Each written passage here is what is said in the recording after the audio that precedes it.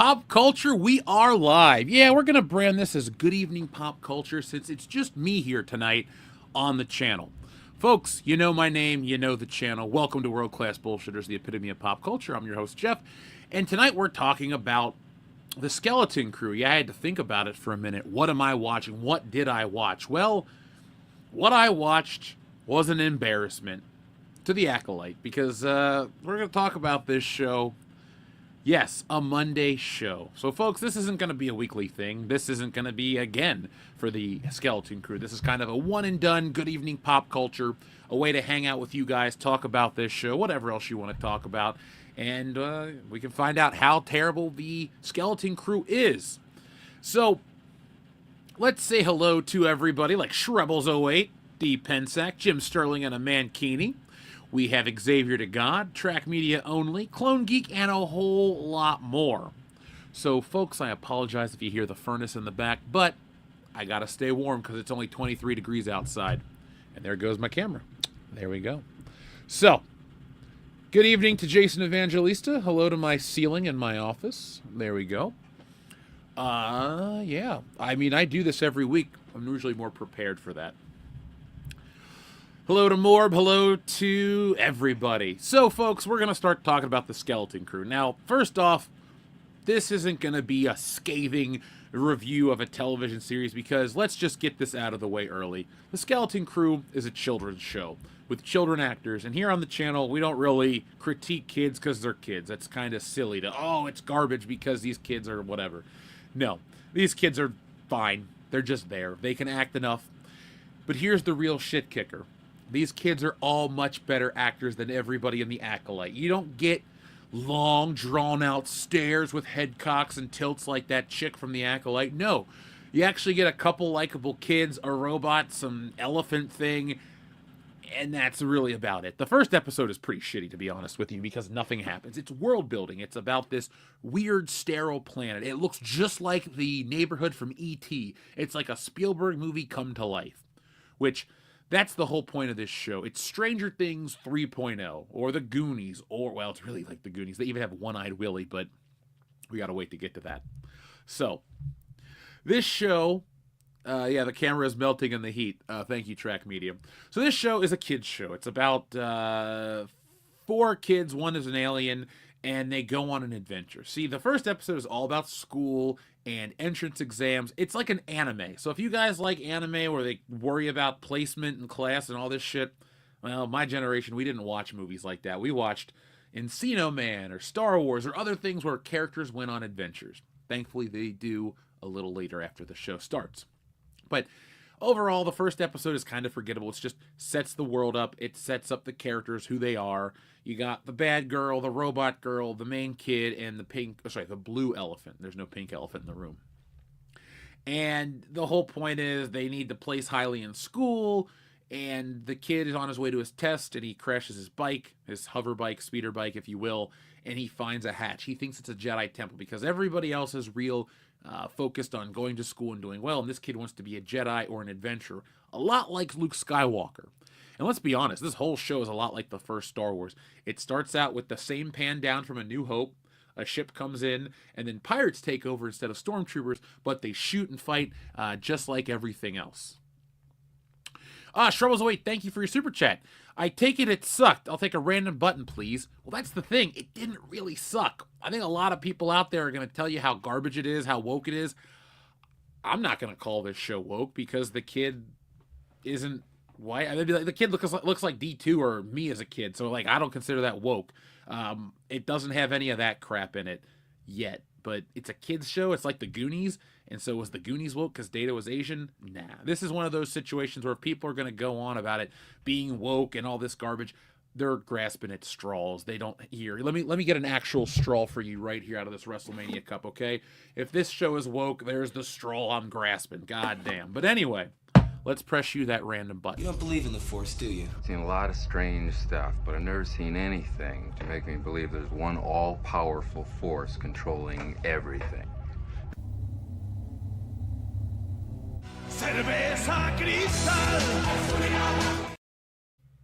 There you go. So now, if you're not going to want to watch this show, that's fine. More power to you. You can listen to the shows and the stuff we do for an update. But I don't think I'm going to do full 10-episode reviews and all this stuff because it's the critiques and the things you guys want to hear about.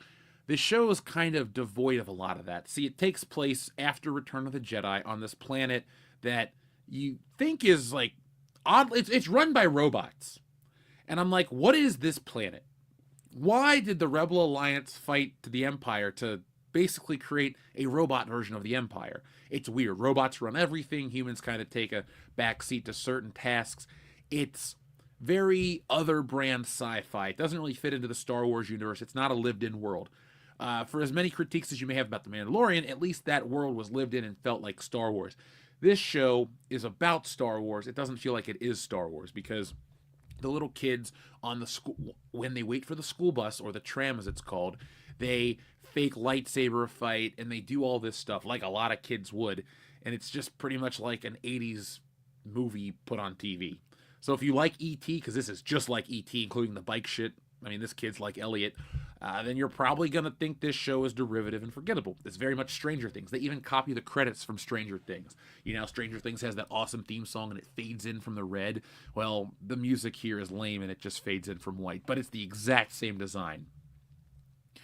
But the kid's supposed to go take his entrance exam. He misses it. He ends up going to this spaceship hatch, and the ship basically takes off. They find One-Eyed Willie, they find the remnants of pirates, and they accidentally turn on the power, and the ship flies off the planet, goes into hyperspace, and that's how the episode ends. And the next one picks up with them going to a pirate's, not den or cove, but they go to like a spaceport, and it's just all pirates. And that's the strength of this show. The character design, the puppetry, the effects are pretty good CGI-wise. But if you like Star Wars and artistry, this show looks pretty good. Again, it's really an embarrassment that the Obi-Wan show and Ahsoka and the Acolyte, all these other ones that everybody hates, this show is, if you're just basing it first 2 episodes versus other 2 first episodes from the other series, terrible sentence structure, it is fine. You're not going to be writing any angry letters to anybody. You're just going to watch it and go, okay, this is a waste of my time if you feel that way. Again, it's got the Explorers, Goonies, Monster Squad charm. The kid actors are fine. And the show then basically has a little bit of a mystery twist. And I can't believe that they actually pull like a mystery twist in this early of the season, but it's better than anything in The Acolyte.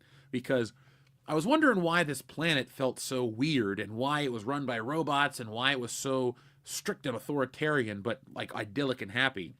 Here it turns out it's this like mythical planet that no one knows exists, and no one on the planet realizes it's this infinite treasure trove because they have unlimited money there. They have these mint condition old Republic credits, and one of the kids goes to pay for his cup of noodles with guts in it. Yeah, they like rip the guts of a creature open, and you find out that this money is in high demand. So you have all these pirates chasing him down. One of the pirates is played by Steve Urkel, aka Jaleel White, and so the kids get captured by the pirates, they get thrown in the brig, and they need to get this key. And all of a sudden, this man in a robe uses the Force to pull the key to him, and it's Jude Law, and it ends. So I've told you everything that happens already in these 2 episodes. It's very, very minimal. But it's just okay. I won't be thinking about this show tomorrow. I'll be working on the book. I won't be thinking about this show next week. I won't even be talking about this show in tomorrow's stream. But it's one of those situations where how bad is it? Well, it's somehow so much better than The Acolyte that it embarrasses The Acolyte, because you have grown actors that are an embarrassment, and these little kids are coming in and you're like, okay, well, they're about as okay as Jeff Cohen or these other kids that were in the Goonies. No, they didn't stop making Disney Star Wars. Star Wars still exists. Look, if you're not going to like it, I don't say you should go watch it. This is a situation where it's like, we watch it so you don't have to. And we did that for The Acolyte, and that was a waste. But also, too, there's not going to be any drama surrounding this show. These kid actors aren't going to start saying weird crap because they're kids. They don't know. They don't have the jaded worldview that Amanda Stahlberg, or whatever her fucking name was, has. So you're not going to hear this or that. Basically, people aren't going to talk about this show, and it's going to fly very low under the radar. Yeah, there was a brothel and a kid show. I forgot about that. Yeah, they go to the spaceport where the pirates are, and there is a prostitute that tries to help them. And the little girl's like, "You're just trying to rip us off." And she's like, "No, no, I want to help you." So yeah, there is a space prostitute or sprostitute. I don't like the movie E.T. there, Hobby Stardust. I saw it last year for the this year for the first time. Wasn't a fan. Not for me. If I'm gonna grow up if I'm talking about movies I grew up watching, I watched Bond, Indiana Jones, Back to the Future, Star Wars, a lot of comedies, a lot of R-rated comedies as a kid. Saw some stuff I mean, is Beverly Hills Cop a bad movie for a kid to see? No, I don't think so. But yeah, I'm seeing a lot of people give it a 6 out of 10, a 7 out of 10. The second episode is much more engaging. And like I said a moment ago, the visuals are pretty good.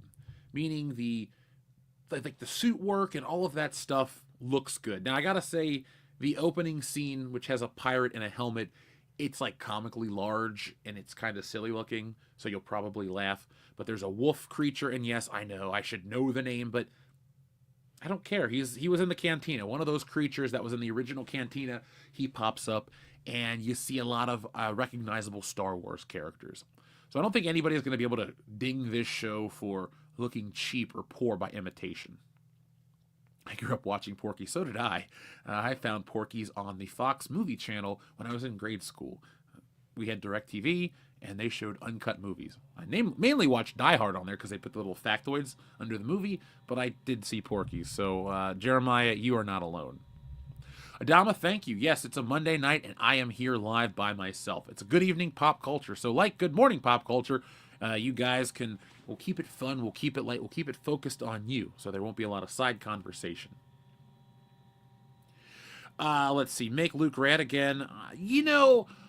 I don't have a problem seeing the domestic part of Star Wars, but it's kind of boring. But it's also it serves the story. So like if you watch just the first episode in a vacuum, you won't be very satisfied. But once you learn that this planet is weird for a reason, then you start to think about it and you go, okay, what's next? Because all the droids look like they have cameras for faces. So I think these people are being held there against their own will by something else. Because they talk about a barrier that they're not allowed to go past, or it's a crime. See, I do like when Star Wars was a lawless space western. Now it's a 1980s family drama. And it doesn't have any of the canon or lore involved. So if like me, I like the first movies, and that's about it. Prequels I lived through as a kid, they were fine, except episode 2. I won't back down on that one. And so we have this, which is very removed from anything Rey or Finn and Poe or anything from these other movies. So I don't think you'll see a lot of crossover. Don't expect the people that, talk about the lore and the novels and all of these things. It's just its own new thing. It very much feels like a ripoff of Star Wars. This feels like something that in the 1980s, a company trying to cash in on the success of Goonies and Star Wars would make. It's a very dated thing. Some people like it, some people don't. These are the days of our empire. That's pretty much what it is. It feels like a child soap opera. Now, I will say, I did enjoy there was like a space robot. He had a peg leg. It was kind of a cool design. There's a scene where he fights a bunch of creatures and like boxes them and stuff. And it looked fine. I mean, they're still not there on their CGI. The frame rate's a little funky. It definitely isn't the same as seeing it in a movie theater. But then again, the Star Wars sequel movies didn't have the world's greatest CGI. Go back and watch. Don't listen to what I said. Remember how shitty The Rise of Skywalker looked? We're kind of in that territory. I think they even reused assets because that space station they go visit looks just like the end of The Rise of Skywalker. I mean, tomorrow you're going to see 1,000,001 articles. Did you see the Easter eggs in the Skeleton Crew? Don't read them.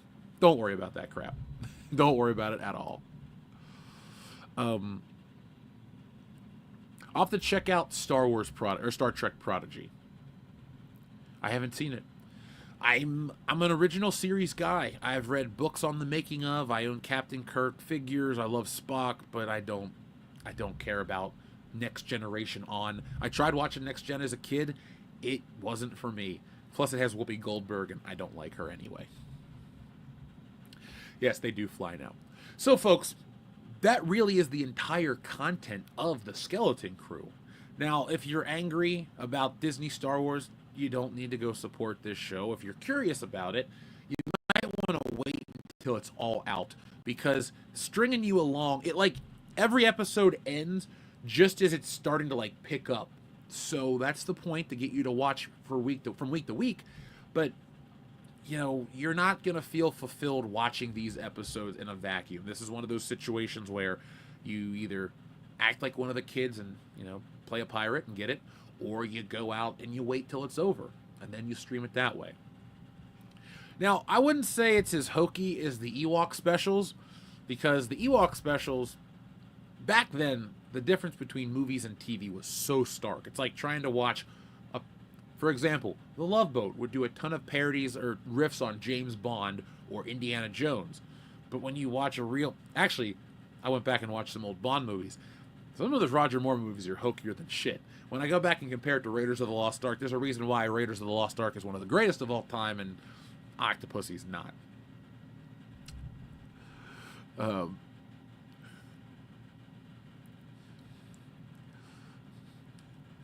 Well, if you don't like it, if you think it's a snooze fest, hey, more power to you. That's the one thing I always do on the channel. If people disagree, hey, disagree. Doesn't bother me. I don't think it's very exciting. Admittedly, I was on my phone at times. I took notes. Back to Ghostbusters thing, like I was doing other stuff as I watched it. The main girl is not the best actor. The one that has the headset, she barely talks. She looks like Geordie LaForge. And the main kid he's got a lot of excitement and energy, so it's like supposed to be like, oh, you're the kid that grew up liking Star Wars. This is what it was like, the excitement that you felt. I remember growing up liking Star Wars, and people were like, that's lame. That's like Star Trek. It's lame. They used different words back then, which are back in vogue today, but I won't say them right now. It's too early for that. But it just, you won't think about it tomorrow. That's all I can say. The next comic coming out will be the Wokebusters is at the printer, so I'm waiting for that. But Stealing Solo 2 is in production. This is Stealing Solo 2, this book right here. Every day I sit down and work on stuff. These are like super duper roughs. It's not even really worth showing you, but I mean, it looks like this so far. So it exists. I'm working on it. I got the first act completely mapped out, and the next two are pretty much written. So I'm going to start deep production probably tomorrow.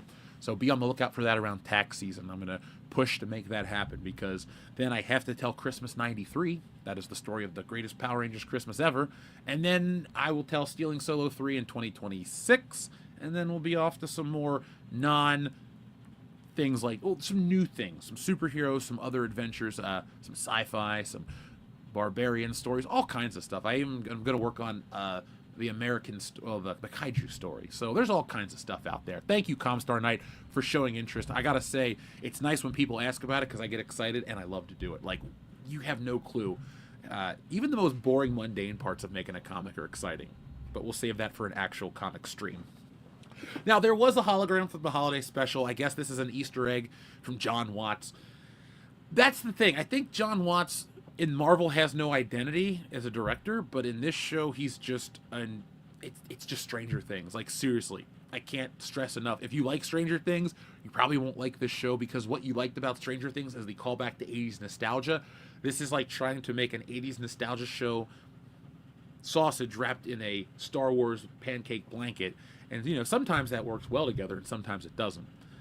I don't know why I made a food comparison. It's very late, and I'm not hungry. But yeah, that is the show, and that is really all I can say about it right now. I don't see any Mary Sue characters. We haven't really had the kids get put in jail. They can't really fight adults. The one time they pull a gun out, they rip off Big Trouble in Little China, and I chuckled because I didn't think they would ever rip off Big Trouble in Little China. But the kid goes to shoot the gun, and like a piece of rock falls down, just like in Big Trouble in Little China. So that made me laugh. So if you like Jack Burton, just go watch that instead. But everybody that's out there, keep hitting that thumbs up button right now, folks. We could use that support. It's quick, it's easy, it's free, and it helps us more than you realize. Also, too, I'm going to be testing out Restream in the future. Might be jumping to that platform. It'll help be better than StreamYards. But I digress. Matt G, thank you very much for showing some love to the channel. The Skeleton Crew has more sets than the Lego sets than the Acolyte. Well, this show will become more marketable down the road. Now, nobody wants little kid action figures. Like, look, there you go. Now that the lighting works, we have in the WCBS archives tons and tons of shit that I collect. There's James Bond, Power Rangers, Marvel from Japan, and me with there's Beverly Hills Cop. Anyway, my point is, I don't own any action figures of kids, except Short Round, because Short Round's cool. But, like, I don't collect Robin. I don't have Spider-Boy. I don't buy any of that stuff. So collectors aren't going to buy these little kids unless they're the completists. But if they make ships or they make the, like, pirates and stuff, those will sell because they fit in with your original Star Wars characters and they look okay. But Jude Law as the Jedi was 3 seconds. He said, like, literally 5 lines in the shadows. Use the Force to pull a key to him, and then the credits rolled. So it really feels like a honey dick. Again, wait till the season's over. Maybe somebody will go out there and splice all the episodes together, and it'll feel like, what are these, like 30 minutes long? Like a 4-hour movie. You know, that'll work for some people. Me, after I check this show out, I'll just go back and watch the one Star Wars movie I do watch a lot. The original. So, folks, we got a lot of people watching. Hit that thumbs up button. We're on X, Rumble, YouTube, and Facebook. So check us out on all those platforms if you're currently watching on one but not the other, because we put out exclusive content. Like today, I put out, that Craven short I made? That's a 3.5-minute video on TikTok and all these other platforms. So check us out across the board for more world-class content. But I gotta say, it's not as funny to watch this show, but it's less taxing or angering. Like, literally, they ripped off Star Wars in the opening, and I thought it was a little... I guess it's supposed to be cute that they lightsaber duel as kids, but that's about it. Yeah, he has not been properly introduced. He just said, like, 5 lines of dialogue, and that's it. Like, it's too early. He's probably not even a real Jedi. Well, since we're talking about the show, there was a space captain, like a pirate, that got... they did a mutiny because they went to go rob a vault and they only got 1 credit and they had lost a lot of men, so they throw him in the brig, and I think that's who this is. But a pirate Jedi, okay. Look, if he pulls it off, Jude Law's a good actor. I like talented Mr. Ripley. I like... What else is he in?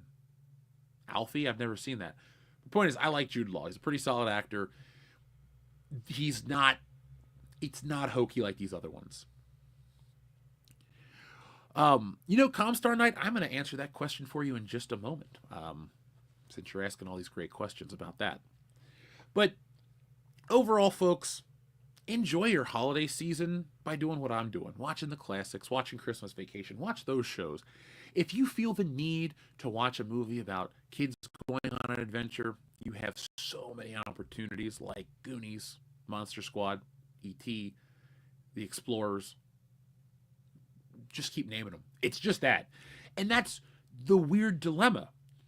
It is those things, so if you don't like that it's derivative, you won't like it. But if you don't know those things, it's... that's the best I can say. That's all I can say, guys. TLJ Screwjob, thank you very much for checking in anyway, man. We'll see you Tuesday and Thursday, the normal times, 9 o'clock and 8:30. And we'll have a good show this week. Great shows. No, Comstar Night, don't apologize. Folks, that's the one thing. I try to stay on track for the people that click on the topics for, the picture. Realistically, if everybody stuck around just to ask me 1,000,001 questions, these shows could be about pretty much anything. Like, when I say I don't talk politics, I mean I don't talk about, like, issues. Like, you're never going to hear me talk about, like, oh, man, we really need to sign the petition to get the bridge fixed. Like, that's not what I do here. But if it's related to entertainment, no matter what, we will cover it on WCBS. We got a super chat from Xavier to God. Thank you very much. What did you eat for Thanksgiving? I had turkey, stuffing, mashed potatoes, green beans, carrots, and cranberry sauce, and then pumpkin pie as usual. But I've had like 4 Thanksgivings, and I'm going to a 5th one coming up because it's weird. I have a fine family. My mom's great. She's the best. But the rest of my family's kind of like weird and off. So I have a lot of good friends, and they invited me to all these Friendsgivings, and I've been eating good. So Xavier to God, I may have only ate a regular amount on Thanksgiving, but I've been to a lot of Thanksgivings, and I have one more on Sunday. So thanks for asking. I too love Willy Wonka's one-liners. Oh, I forgot Jude Law was in the Sherlock Holmes movie. I saw those both in theaters. God, 15 years ago. That was a while, right? I like the first one.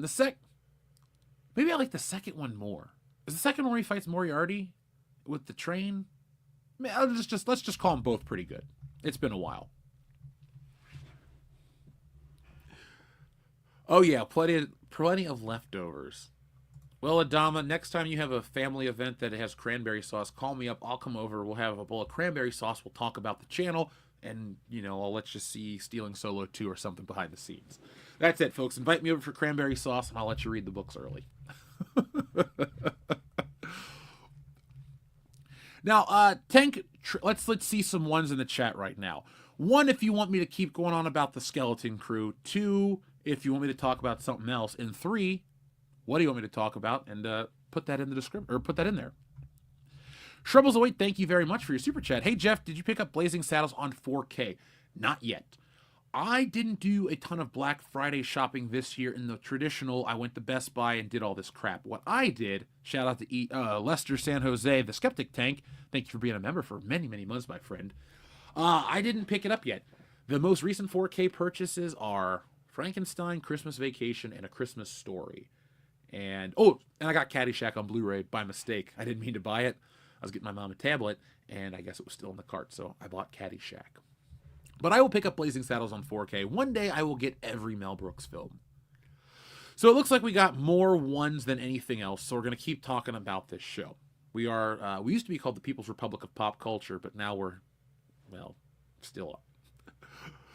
Now, I don't really have a lot of negative things to say about this show. I don't want to, do you really punch down on a kid actor? And I don't think they were that bad. That's the funny thing. It's such an embarrassment that The Acolyte and Ahsoka and all of these shows were so boring and drawn out and droll and all this crap. It's like somebody else completely worked on this show, from producer to writer to president maybe. I don't know how this one got made. That doesn't say it's like this 10 out of 10 stellar show, but if you put the 2 episodes together, it's hard to go below like a 6.5, maybe like 6.7, almost a 7. It hasn't shit the bed yet. So on the Amber Heard scale of, cleanliness, it's still, you can sleep in those sheets a couple nights. Next week we'll find out. But if they keep up the pace of the second episode and it just keeps going and going, I don't think you're going to have the greatest Star Wars show, but I don't think you're going to have the worst. It'll always be, for me, Mandalorian Season 1, because that show is still cool to watch. Well, that season has good stuff, like Queel and all of that. I'll still stand by that. It gets worse as we go on, but hell, Cara Dune was cool back in the first season. And then the Luke Skywalker stuff was fine too, I guess. I don't want to ruin anybody's fun. But overall, this show is probably going to fall towards the upper tier of anything that Disney has produced. Rogue One, Mandalorian, everything. It's weird to try to rank these things when it's just been shit after shit after shit after shit. Like, seriously, we're all in this community together watching these things, and it's terrible. Like, have you ever walked out of a Disney Star Wars movie and, man, Solo, a Star Wars story, really changed my life? Not for the positive. I walked out of that theater and went, Jesus, no one's in this theater. This is a Star Wars movie. What the hell? I guess I can say the greatest thing that Disney Star Wars ever gave me was, ammunition for Stealing Solo, which I was going to pull out, but I don't have a copy of it right here. I got this instead. But if you have a family that likes kid entertainment, kids from probably 5 to 12 will like this show. Once you become an angsty teenager and you want to sit on your tablet, this show isn't going to be for you. But they're going to try to market it as for kids, or the kids in all of us. And I will say it's kind of weird that they're trying to market, and this is a nostalgia thing. Hear me out for a second, guys. I don't get why or how they market nostalgia to people that weren't even a lot, like the kids who might be watching the show, their parents weren't alive for the shit that the people are nostalgic for, that are trying to roll this into the content. It's a very weird concept to me. It's almost like there's this collective consciousness and there's just nostalgia for 1987. Like, oh man, don't you miss it? I wasn't born yet, so I don't miss it. But I digress. Thank you for your super chat, Matt G. Matt G, what's up? I saw Spaceballs in the theater. Well, you have made me jealous because I first saw Spaceballs on videotape. I do have the deluxe 4K from, was it Kino Lorber? And it looks wonderful, but I've never seen it in the theater. I'll tell you this, had Spaceballs been shown tonight in this neighborhood, I'd have said, screw the Skeleton Crew, I'd have watched Spaceballs, laughed my ass off with a beer or two, and would have come home very happy and very relaxed. So Matt G, again, I'm a little jealous. Herbie says it was fun. It's a fun show. Like, it's not garbage. That's all I gotta say. Adama, thank you very much. Hey, you never know where I end up. I do put the world in world-class bullshitters. I mean, look, with My Life in Toys, I just filmed one of the coolest, biggest stores. It took me 2 hours to film this beast. And then on top of that, I started talking to the guys, and it was kind of cool. Because I went in, I called to make sure, like, everyone's cool about it, but I called to make sure we're doing everything above board. And they're like, yeah, come on in on these days, it's slow. And I took the guy my business card, and the guy went to type, and he goes, oh, I just watched your video the other day. So I was like, cool. So they knew who I was at the store, and they were very friendly. And I won't tell you the name of the store yet, because I want you to see they have their own toy truck. And I don't mean like a little toy truck. They have a van that has their toys on it, and like they go around, and they also do cool stuff too. They had a huge Christmas drive in the front. They had a life-size Spider-Man dressed as Santa Claus with a Toys for Tots bin. So it's like it's a good store. You got people that are, you know, running it quite well. So I was very happy to go in there. But I do go all over the world. But man, I'm just still jealous of Spaceballs. Damn it, Matt G. Yeah, you know, Ryan, you're not wrong, but it's been, God, what, 9 years of crap? You know, the one thing I'll say that I liked was Mando 1, and now we're here, and it's better than not. Yeah, there's not a lot of confidence from fans. Like, guys, there's no problem that you don't trust this show. Like I said, I'm watching it for you guys, so find out next time.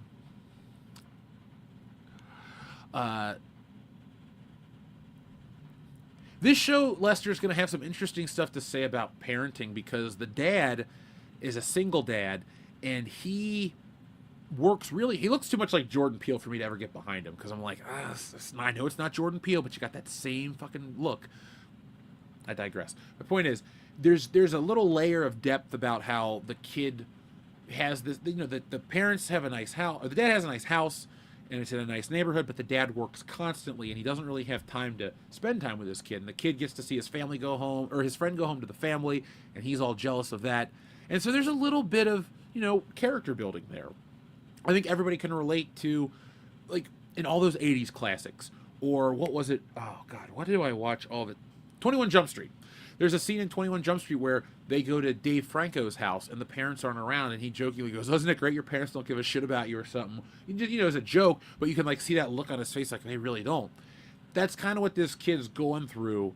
But it's interesting, as soon as the kid goes off planet by mistake, the dad is like, I gotta save my kid. So I hope we don't cut back to the parents too much, because I really don't want to watch a bunch of, like, early 40-year-olds in, like, jumpsuits and weird Star Wars jackets running around a sterile planet trying to pick up the breadcrumbs of their kids. It would be much more interesting to see Jude Law and his little junior Jedis get back home to this whatever planet. Maybe he'll find redemption. That's what the show offers. That's what the show has in terms of depth.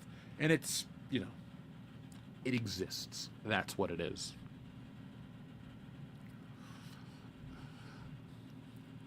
It's awful how Star Wars is. Yeah.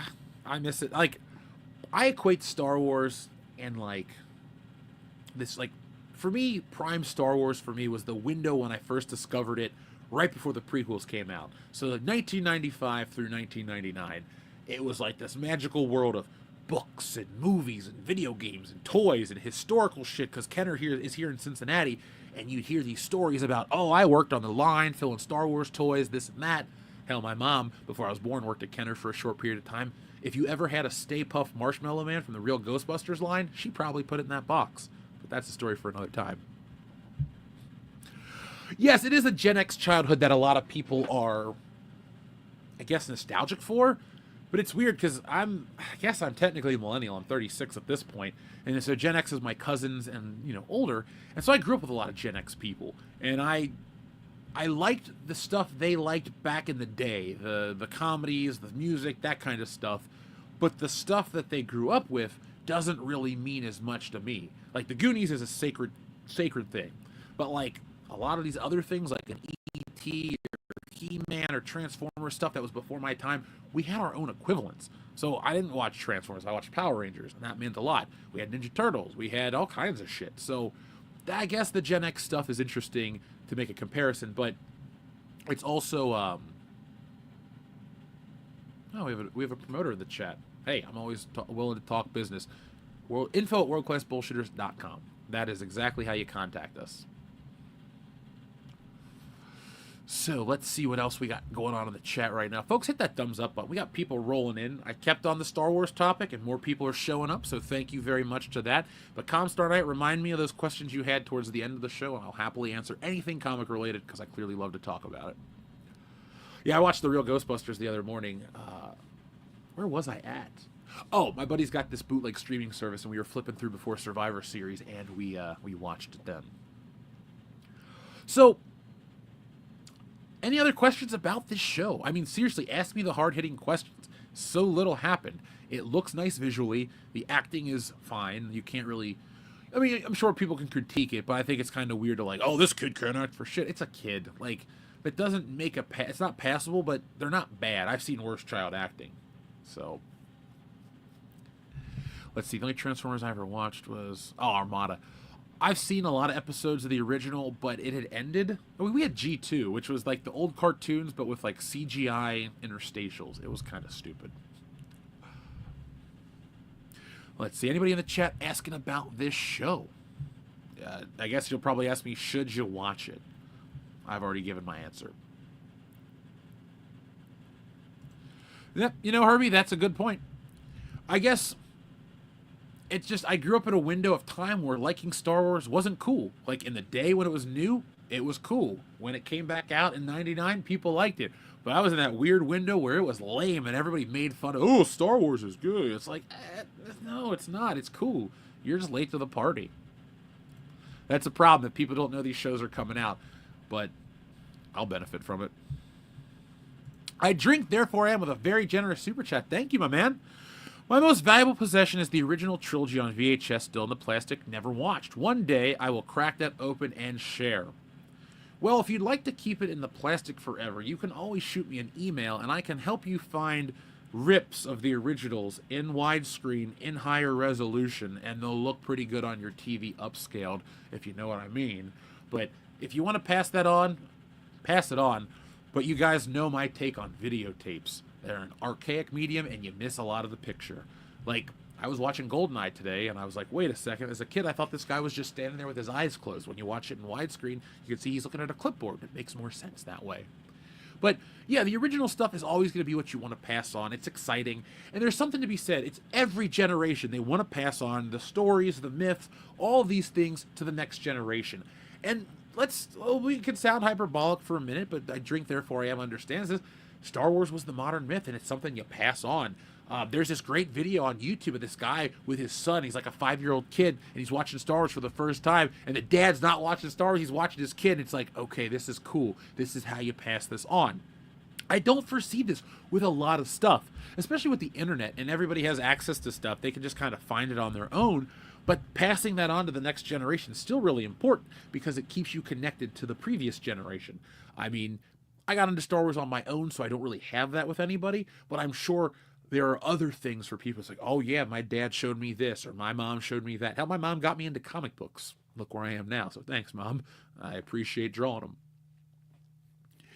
But yeah, you gotta look at it like that from that point of view. And that's kind of how people can keep these things still, I don't know, I don't want to say fresh in their mind, but they can still tolerate looking back at them. I know a lot of people on the internet are like, I can't even look at Star Wars. It's been ruined for me. Hey, more power to you. I felt that way when I saw episode 7. 6 months. I had in my old office, I had the original trilogy posters in front of me. Like, I had a drafting table that I would turn to the side to do computer work on, but in front of me I had all these Star Wars posters.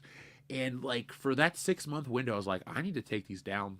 I'm going to replace it with Die Hard, Beverly Hills Cop, and I don't even remember what the third poster was going to be. But I was that close to just giving up on it. But 6 months later, I popped in the Blu-ray and I went, okay, this is what I like. It's interesting, though, how so many people are into, like, comics, games, manga, anime, Star Wars, science fiction, and it was so lame from, like, when it's newer or obscure, people thought it was lame because they couldn't understand it. But I'll never forget, the dudes on my baseball team were like, oh, just use the new Star Wars, it was so cool. And I'm just like, welcome to the party. Enjoy.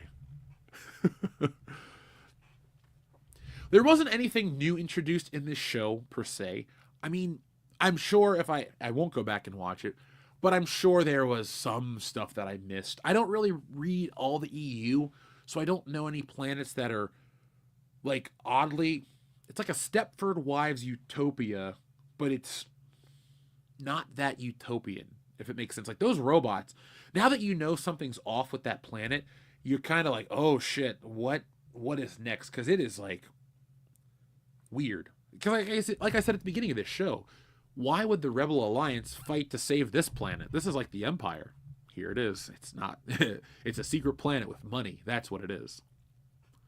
Yeah, this is a new series. This is a whole new series about a group of kids who find a spaceship and it takes them off on an adventure. And it's a pirate ship. They wear pirate hats. There's dust. It's the Goonies, literally. There's a one-eyed Willy robot.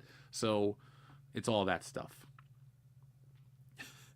Zero, Shrike. None of that stuff is in the show. Like, I wrote a book called Wokebusters. Clearly, I'm up on this stuff. I know what's up.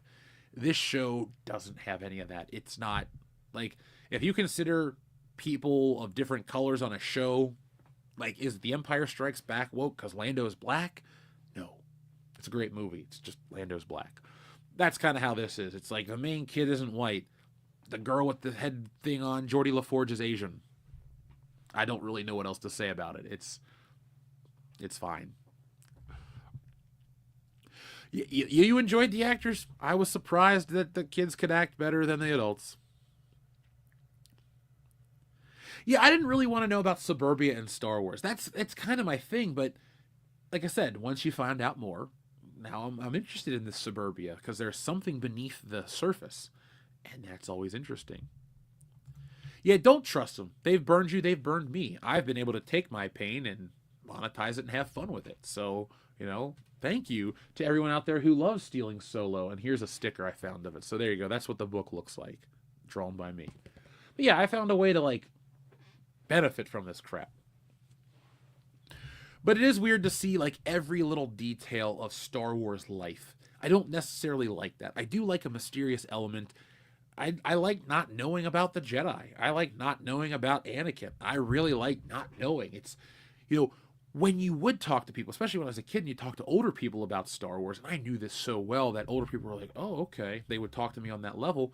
We talked about the myth and this and that. And it was exciting. Not, now you know everything. It's, like, for some reason, everybody knew that Darth Vader fell into a volcano. That was just a thing everybody talked about. Like, oh yeah, Darth Vader falls into this volcano. Oh, I don't remember how I ever found out about it. But that was a thing we all knew. If you have nothing else to do and you have Disney Plus, the first episode is boring and you won't enjoy it. But if you commit to watching both, you'll probably find the second one much more digestible, visually appealing, and it has a decent pace. So that's the best I can give you in terms of answering your question and giving you a why at the same time. Yeah, it definitely feels like Star Wars is out of ideas. So they just borrow from other shit. Believe me, this is kind of like it's like a high budget fan concept. Oh, it's kids in space in the Star Wars universe. Don't you remember what it was like to be a kid? I do, and I wanted to be Han Solo. Once I realized that Luke Skywalker was kind of a wuss, I wanted to be Han Solo. Sorry for calling Luke a wuss to some people out there, but Come on. Who would you really rather be? Harrison Ford or Mark Hamill? You already know the answer to that. Oh, I forgot Andor even exists, by the way. I saw somebody in the chat mention that. I will watch that one, I guess. Remember, folks, people are like, why do you pay for Disney Plus? I really don't pay for it. All this stuff is a business expense. So that's kind of why I have these things. Now, Andor would rank, I guess, above this one, but it's a full season. This is 2 episodes. Andor, the stuff that people liked about Andor didn't really land with me. I didn't care about it. And I find him boring, Diego Luna. I find that guy to be, like, you see this card right here? Like, this shape is flat. That's what I think of Diego Luna. He's just kind of a flat actor. And Rogue One, fine movie, but come on, it's an ensemble piece, and everybody remembers Ben Mendelsohn. Nobody cares about Bodhi Rook and Jyn Erso. That's it. See, dragging the mytho into the real world, that's the weird part about Star Wars, because, like Script Doctor will say on these shows, these are not shows in the Star Wars world. They're shows about Star Wars. This one is slightly its own world, its own thing. But overall, it's kind of like, hey, look, kids, remember how fun it was to go to the bus stop and duel it out with your friends? No. Hey, kids, remember how exciting it was to ride your bike in the woods like the Goonies? Yeah, I do. But, like, I don't really want to see that in Star Wars. That's it. Like, if the second episode didn't pick up and have something mildly interesting, I would have called this show a complete loss. So let's see. We all know the ending of Andor. That's the difference, though. Because this show takes place in the future, and it doesn't include any of the characters, we don't know the outcome. Because if we were to watch, Andor, for example, we know he dies in Rogue One. When we went to see Rogue One, we knew they all died. It just so happened to be a pretty solid movie. But that's completely out there, up in the air, excuse me. It could end with, no kid's going to die. But you never know. Jude Law could go on to be the great Jedi in the new Star Wars universe. And if he delivers and does a good performance, it's Jude Law. So let's give him a break. We'll give him a chance. He doesn't need a break. Oh, another movie I saw his was AI. That was good. But without any of the knowledge of what's going to come next, at least it leaves you wondering what's next. Because we know all of these characters, how all these things are going to go down. Everybody eventually dies. Everybody has to become subservient to Rey. Hell, maybe they'll do episode 10 where Jude Law pops out of the shadows and kills Rey, and then he's like, oh, here I am. Well, you know what? If you don't like Rogue One, please tell me. I'd love to hear what you guys think. I'll tell you this. I thought it was really great when I saw it in theaters, and then I got it on home video, and I went, this drops about 2 points. So it's chilling at like 6.5, 7. That's it. It's not the original Star Wars. I enjoy that the Empire is also competent, because you need competent villains. That's one thing that this show, The Skeleton Crew, does not have. The little kid pours a cup of ramen or a bowl of ramen into a fire. Now, folks, real quick, we need to stop what we're doing and say thanks to the Lord of Opossums for dropping 5 WCBS memberships. Now, guys, I got some exciting news for you. The guys and I are getting together. We're going to record some holiday stuff as well as new content in general. But if you like classics like Christmas Vacation or Ernest Saves Christmas, we're going to have some special commentaries for you to listen to here on the channel. If you're a patron, you can watch the movies along with us, because that's how it works over there. But be on the lookout for that. But right now, thank Lord of Opossums for gifting 5 WCBS memberships. Keep them coming, folks. Keep the thanks coming. And Lord of Opossums likes Rogue One. I like Rogue One enough to own a Director Krennic action figure. And that's it. But I was going through some old stuff that I found recently, and I bought for $5 the Solo a Star Wars Story figure. So I have that whole set. I don't want it, but I have it. Dave, I like to imagine that one day they can get it right, too. But I'm okay once they figure out how to balance it out to kind of ride off into the sunset. Because I don't like the Star Wars universe. I like a couple of the characters and what they do. I like the original characters, I guess, because it's what I grew up with. But I do firmly believe they have the most substance, the best acting. And, this is Ewan McGregor and Liam Neeson, who are normally really good actors and other things. But George Lucas is not a good director. I'm sorry. If you think he is this great director, I think he's a great storyteller. I think he's a great businessman. I think he has changed the world with his entertainment. But I think if the prequels were directed by Steven Spielberg, that you would have got a Haley Joel Osment level performance out of whoever played Anakin Skywalker, and you would have had some serious shit. Like, it would have been cool. Like, Episode 1 has some great moments, but it would have been consistent. That's what you would have had.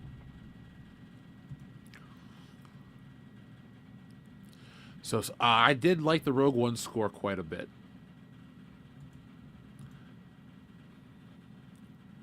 Layden Swallow, thanks for telling me that you didn't get a notification, because that helps me with talking to YouTube about problems. Where is my phone? I'm going to take a screenshot of that right there. Folks, if we ever go live and you don't know about it, please let me know. It's never, like, repetitive. It helps, because if I have enough evidence, then they can look into what's up. Yeah, now, the reason why Lucas or Spielberg couldn't direct is because Lucas left the Directors Guild over, the credits and Empire Strikes Back, and he had to pay the extra money, and he covered your Irvin Kershner as well, because he wanted to keep the credits at the end of the movie. But, Spielberg, therefore, when he left, Spielberg couldn't direct it because he is in the Guild, so that's why Spielberg directed some parts of Episode 3 behind the scenes, and that's why that's the best one of those three. Lord of Opossums have gifted another 5 memberships. Folks, give 5 times the thanks to Lord of Opossums. This is the season of giving, and thank you, Lord of Opossums, for giving 5 memberships to the audience. Folks, you're going to love our new bonus content. I was going to say I guarantee it, but then I probably would have got a cease and desist from the guy from the Men's Warehouse, because I can't steal his commercial, and I just won't do it. See, Rod, I like the first Star Wars over all of them, so I do pick apart some of the stuff in Rogue One. Rathialine, what is up? Long time no see. Happy to see you, my friend. Things are well. Still are back in the Midwest. Left California a while ago, and now I'm here. And life's been good. Got books done quicker. Channel's been growing. Things have been good, so I'm happy. And folks, next year, quick plug, check me out. I'll be at all kinds of comic conventions across the country. We're doing the Lexington Toy and Comic Show in March. Probably going to do Horror Hound if they get their shit together, because I really want to take Wokebusters to a horror show to see. Everybody loves that logo. Everybody goes on about it. I want to see how they react once they get the book, so I'm excited. Thank you, Christian, for showing some love to Lord of Opossums. Appreciate that. So I think some of the special edition changes are terrible. There's a couple that are okay. If I had my own edit of Star Wars, it would be the original movie, and like maybe 3 shots at the Battle of Yavin would be altered. That's it. I'm sorry, but there's a couple of shots that they fixed in the special editions, and like I'll give Lucas credit that there's a couple that just it works for me. But I do wish he would have gone back and re-CGI'd those to where the CGI looks better. Because if you could see, I would love to see those changes with Rogue One level of visuals, and then it kind of would be done. It'd be great. Let's see. The OT is mine too. I mean, I like the original trilogy so much that I just so happen to have Star Wars Salt and Pepper Shakers. So yeah, I like C-3PO and RTD too. Kevin, Wokebusters is completely done. I'm just waiting on stuff from the printer. So I posted the update on the Kickstarter as soon as it happened. That's really all I can do. If it was, I wish it would be quicker. I wanted it out, but like I told you guys though too, on the Kickstarter a couple months ago, we ran into a hiccup. The guy who lettered the book misrepresented himself and just didn't do it, and I had to actually get a refund from him. But all those things are noted on the Kickstarter, so you guys can go back and see the hiccup we had. But thank you for the excitement, because I really wish it was here now. Like I gave a couple digital copies to the guys and a few people, and people like it. And I know people aren't saying they like it to make me feel good, so I'm excited about it. Yeah, the Greedo stuff was dumb. That's like, and also the Jabba the Hutt scene. Don't even get me started on that Jabba the Hutt scene. It is the most pointless, redundant scene in the history of cinema. You literally have the same information told to you 5 minutes before. Now, I get it that us kids growing up loved Star Wars, but we aren't stupid. We understood that Han was in trouble. He owed Jabba the Hutt money. We didn't then need to see Jabba the Hutt. Like, why would he even send Greedo into the bar if he's just outside himself? Han's eventually going to go back to the ship. Like, it's a dumb scene. It's a dumb scene. Thank you, Kevin. I'm really excited to give it to you guys. Like I said, I love the book. I'm very proud. I put it like this. Of course, I'm going to like it. I had fun making it, but I'm very proud of the work. If you look at Stealing Solo and you look at Wokebusters, you're going to go, wow, this is a vast improvement of the medium, meaning my characters move in different ways. They go across pages, out of panels. I have just full page stuff. Lots of, like, art that bleeds out to the side but has color covered. Like, you're going to like it. I'm excited. And then, you know, working on the new one, I'm taking those new skills and applying it to this. So I will never do a special edition of Stealing Solo where I redo the art because that's just forever. But I'm very proud of the improvements because I do like it. I love to draw, and I literally draw every day. Except Thanksgiving. I took the day off. But, yeah, all kinds of cool stuff. And Kevin, thank you. I appreciate that. It makes me feel good that people like the book that much. I do get a lot of responses from it, how it was funny. So I think you're going to really like the second one because it takes all that formula and builds upon it in a funnier way. I kind of like flex my comedy muscles in art form with this. There's a scene where Mark Hamill's like looking in.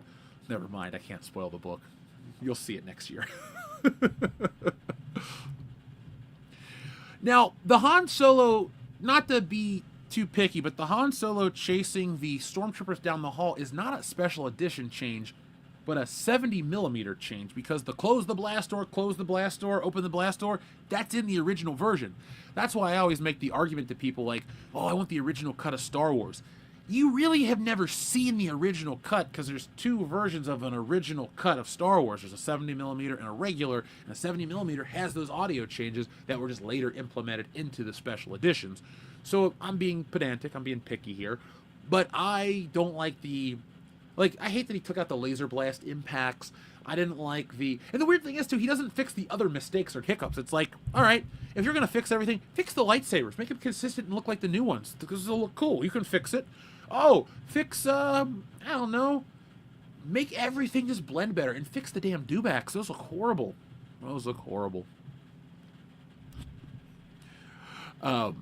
Thank you, Rod Thunderheart. And folks, remember, I'm not the only writer that hangs out. Rod Thunderheart has a book called See Through Love that you guys can check out. I own a hardback edition. It's a lot of fun, too. See, folks, what you want in the world is original concepts and ideas. And See Through Love is one of those. Stealing Solo is one of those. Wokebusters is one of those. I may be parody, but I gotta say, the concepts are unlike anything you've ever read in terms of parody.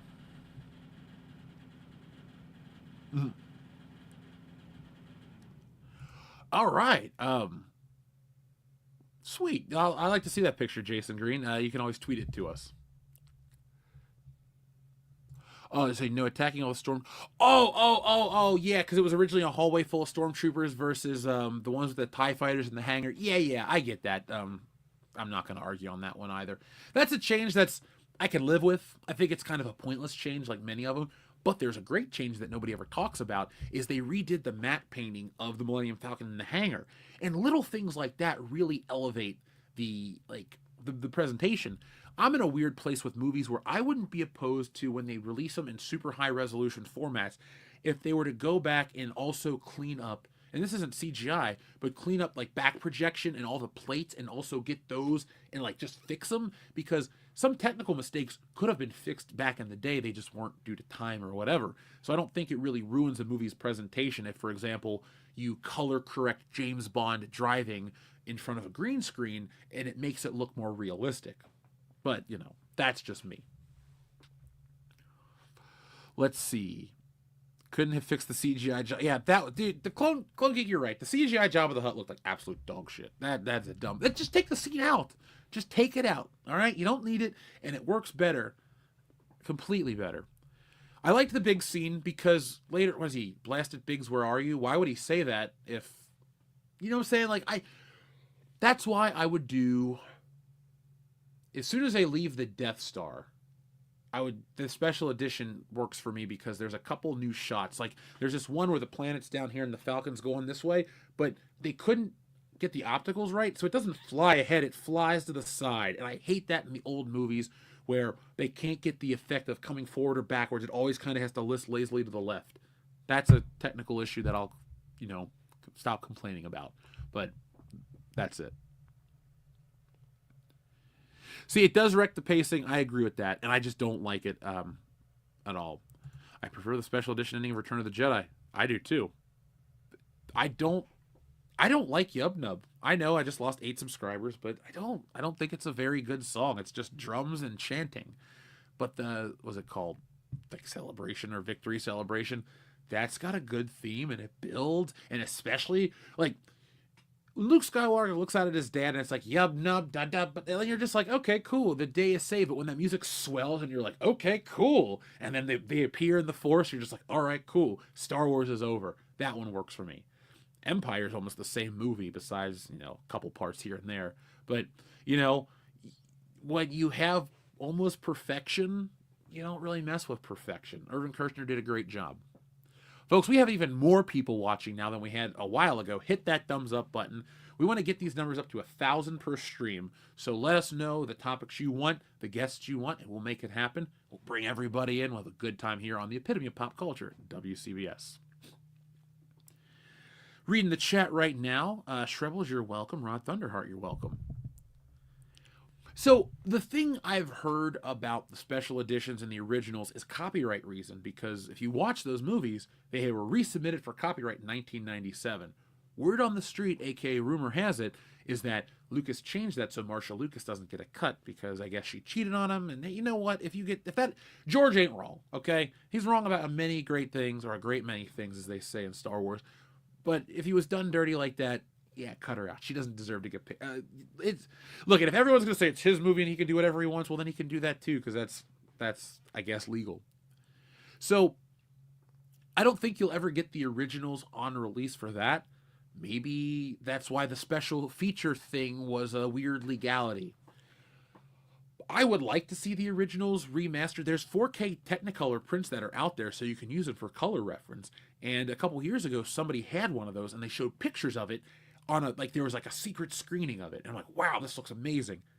I would just like to see Star Wars done as well as other movies are done on 4K, where you're just like, wow. Because when they recolor, time it, and they fix it, a lot of the matte work and model work, works better. So I'd like to see that stuff. See, I've watched a lot of science fiction. Like, do you guys consider The Twilight Zone science fiction? Because that's my favorite TV show. If that's sci-fi, that's where I go. I like Star Wars because it's a big epic, and I like Harrison Ford, and I like the music, and I love the designs. The science fiction-y elements of Star Wars are just cool. Makes me want to live in the world. But like when it gets more sci-fi with clones and the robot army and Wat Tambor and all that shit, I still like it, but not as much. Yub Nub is what you play for your girl when you want to get it on. No need to bury weight when you got wicked. I mean, I met somebody at a Star Wars convention and we dated for years, so believe me, Star Wars can bring you together in that way too.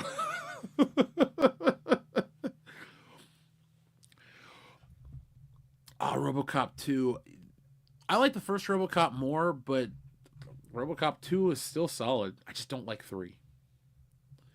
Outer Limits is a good show. I like 60s sci-fi. The reason I like 60s sci-fi is because there's the impending threat of the Cold War and nuclear Armageddon and all of those wonderful things that was a scary topic for us. And then, in the 90s, sci-fi is like utopian bullshit or Starship Troopers, which is cool. So, let's see. Mech Warrior, I had that game as a kid on PC. Yes, folks, I know I don't talk about being a PC gamer, but in the 90s, we got an IBM AptivaWare. It's like a super deluxe computer. It had everything. It came with a booklet. Like, not a booklet. It was like a plastic sleeve, and it had discs. Like, it had the Jungle Book. It had the encyclopedia. It had Mech Warrior. It had all kinds of shit that came with this computer. It was super packed with software. It was wonderful. Yes, it is, Clone Geek. Yes, it is. Irvin Kershner did direct a James Bond film. He directed Never Say Never Again, which is an unofficial James Bond film. It was released to fight Octopussy in the theaters. It's funny. You had Sean Connery versus Roger Moore, and guess what? Both movies sucked. If you like them, more power to you, no judgment. I rewatched Octopussy last night because I thought I hated it, but then I was reading some reviews and I went, maybe I missed something. Before the credits rolled, I realized I still hated Octopussy. It's not good. Would I be up for a Fifth Element 2? I'm going to say no, only because Mobius is not around anymore to help to design a lot of the stuff. And The Fifth Element is such a visual feast. I own that on 4K. It's a movie that is worth owning to me. I love it. But you need the right people around. And Bruce Willis can no longer act, sadly. And it's a great one movie that never needs to be touched. Kind of leave it be. Because think of it like this, folks. Star Wars was, we'll just use Indiana Jones. It was this great trilogy, and then you added another one, and you're like, well, it's a great trilogy and this other one. And now it's this great trilogy and two shitty ones. And it's like, do you want more? No.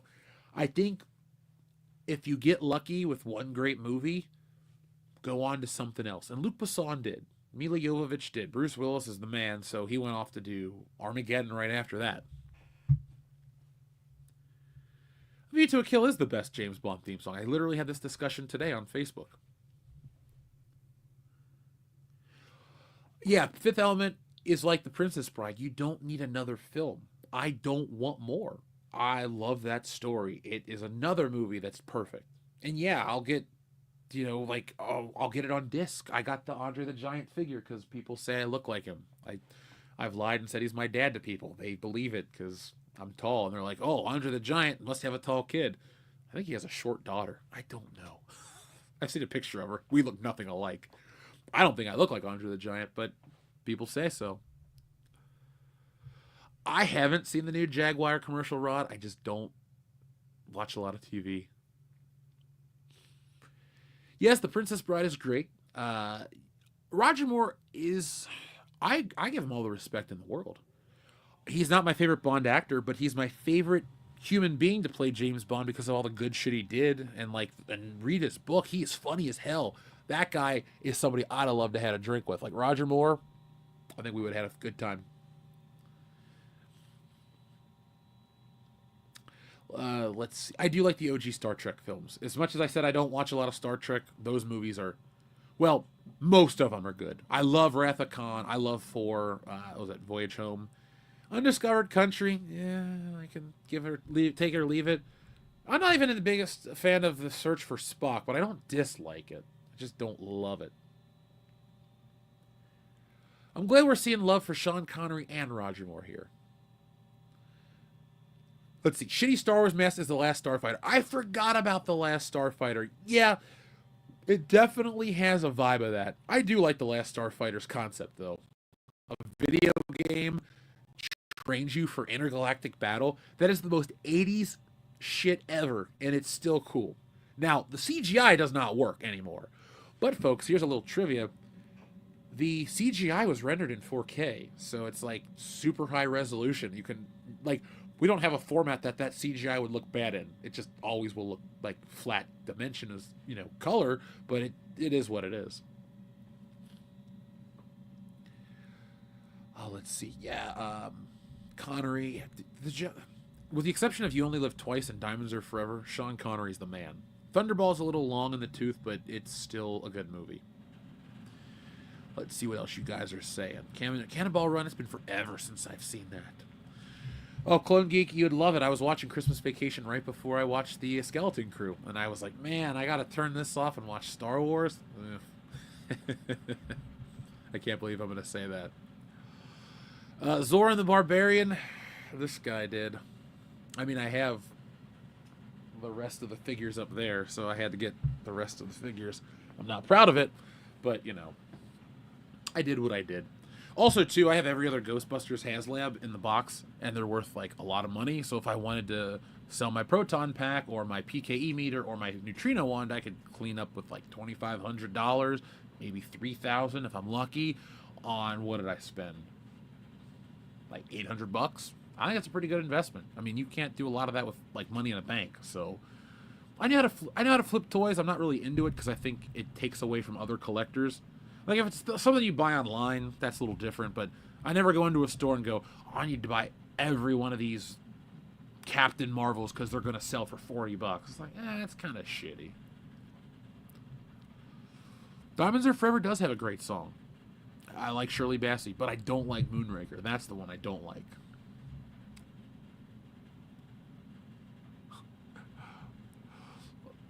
That's a great movie. Yeah, Zorn. Well, the thing is, I'm in a lot of toy groups, and I get it. Like, the guys over at Retro Blasted and other channels are like, a major company shouldn't crowdfund. I don't disagree. I only crowdfund because I'm literally one person. Like, when you buy the books from me, I write and I draw it. Yeah, I source out the color because that's the one part I don't know about the process. But with, like, Stealing Solo 2, I might even letter it depending on what's up. I actually really got into the process when I had to fix the first guy on Wokebusters' mistakes, and I learned how much I enjoyed putting in special effects and all of that shit. So maybe I'll do that. So I understand their complaints about a billion-dollar company crowdfunding, but me personally, I have to because printing's the most expensive part of the process. So that's neither here nor there, but I love Ghostbusters. If I love Ghostbusters enough to dedicate 3 years of my life to make sure Wokebusters is the best book I can make it be, of course I'm going to spend a couple bucks on a car because I got the Ghostbusters. They're my dudes, you know. I just read a book on Caddyshack and Harold Ramis, so I got new respect for him, and I always had respect for him. Because Jaws is also in The Spy Who Loved Me, which I think is a better film.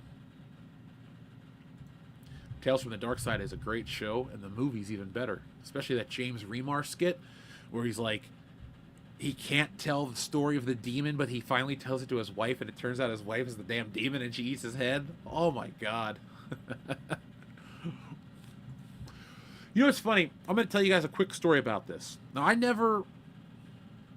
don't see myself the way I guess other people see me. I don't go out in public and say, oh, who's going to recognize me? That's not my thing. I'm not looking for that. But whenever I go to toy things, anywhere, they know me. And so I went to Frank & Sons out in California, and this guy starts talking to me. He's like, what do you think about these Rose Ticos? And I went, oh, okay, clearly he watches the channel. But we talked about how valueless Star Wars toys are. Fast forward to this store I just filmed, and the guy and I, and this is going to be in the video too, talking about how valueless this new stuff is, including Marvel. Like, anybody that buys, the toy market is very aware. They don't even want to buy these companies, or these stores don't even want to buy directly from Hasbro anymore because they changed their case assortment. So investing in Star Wars outside of the HasLabs, you're correct, is kind of a dumpster fire waste of money. Now, if Rose Tico figures ever jump from $1 to like $10, I'm going to buy a car because you guys sent me every Rose Tico on the Eastern Seaboard, and I got them all in a shipping box somewhere. Thank you for the gifts. But yeah, like, the vintage Star Wars stuff will always, well, I'm a believer that it'll hold its value until the certain generation dies.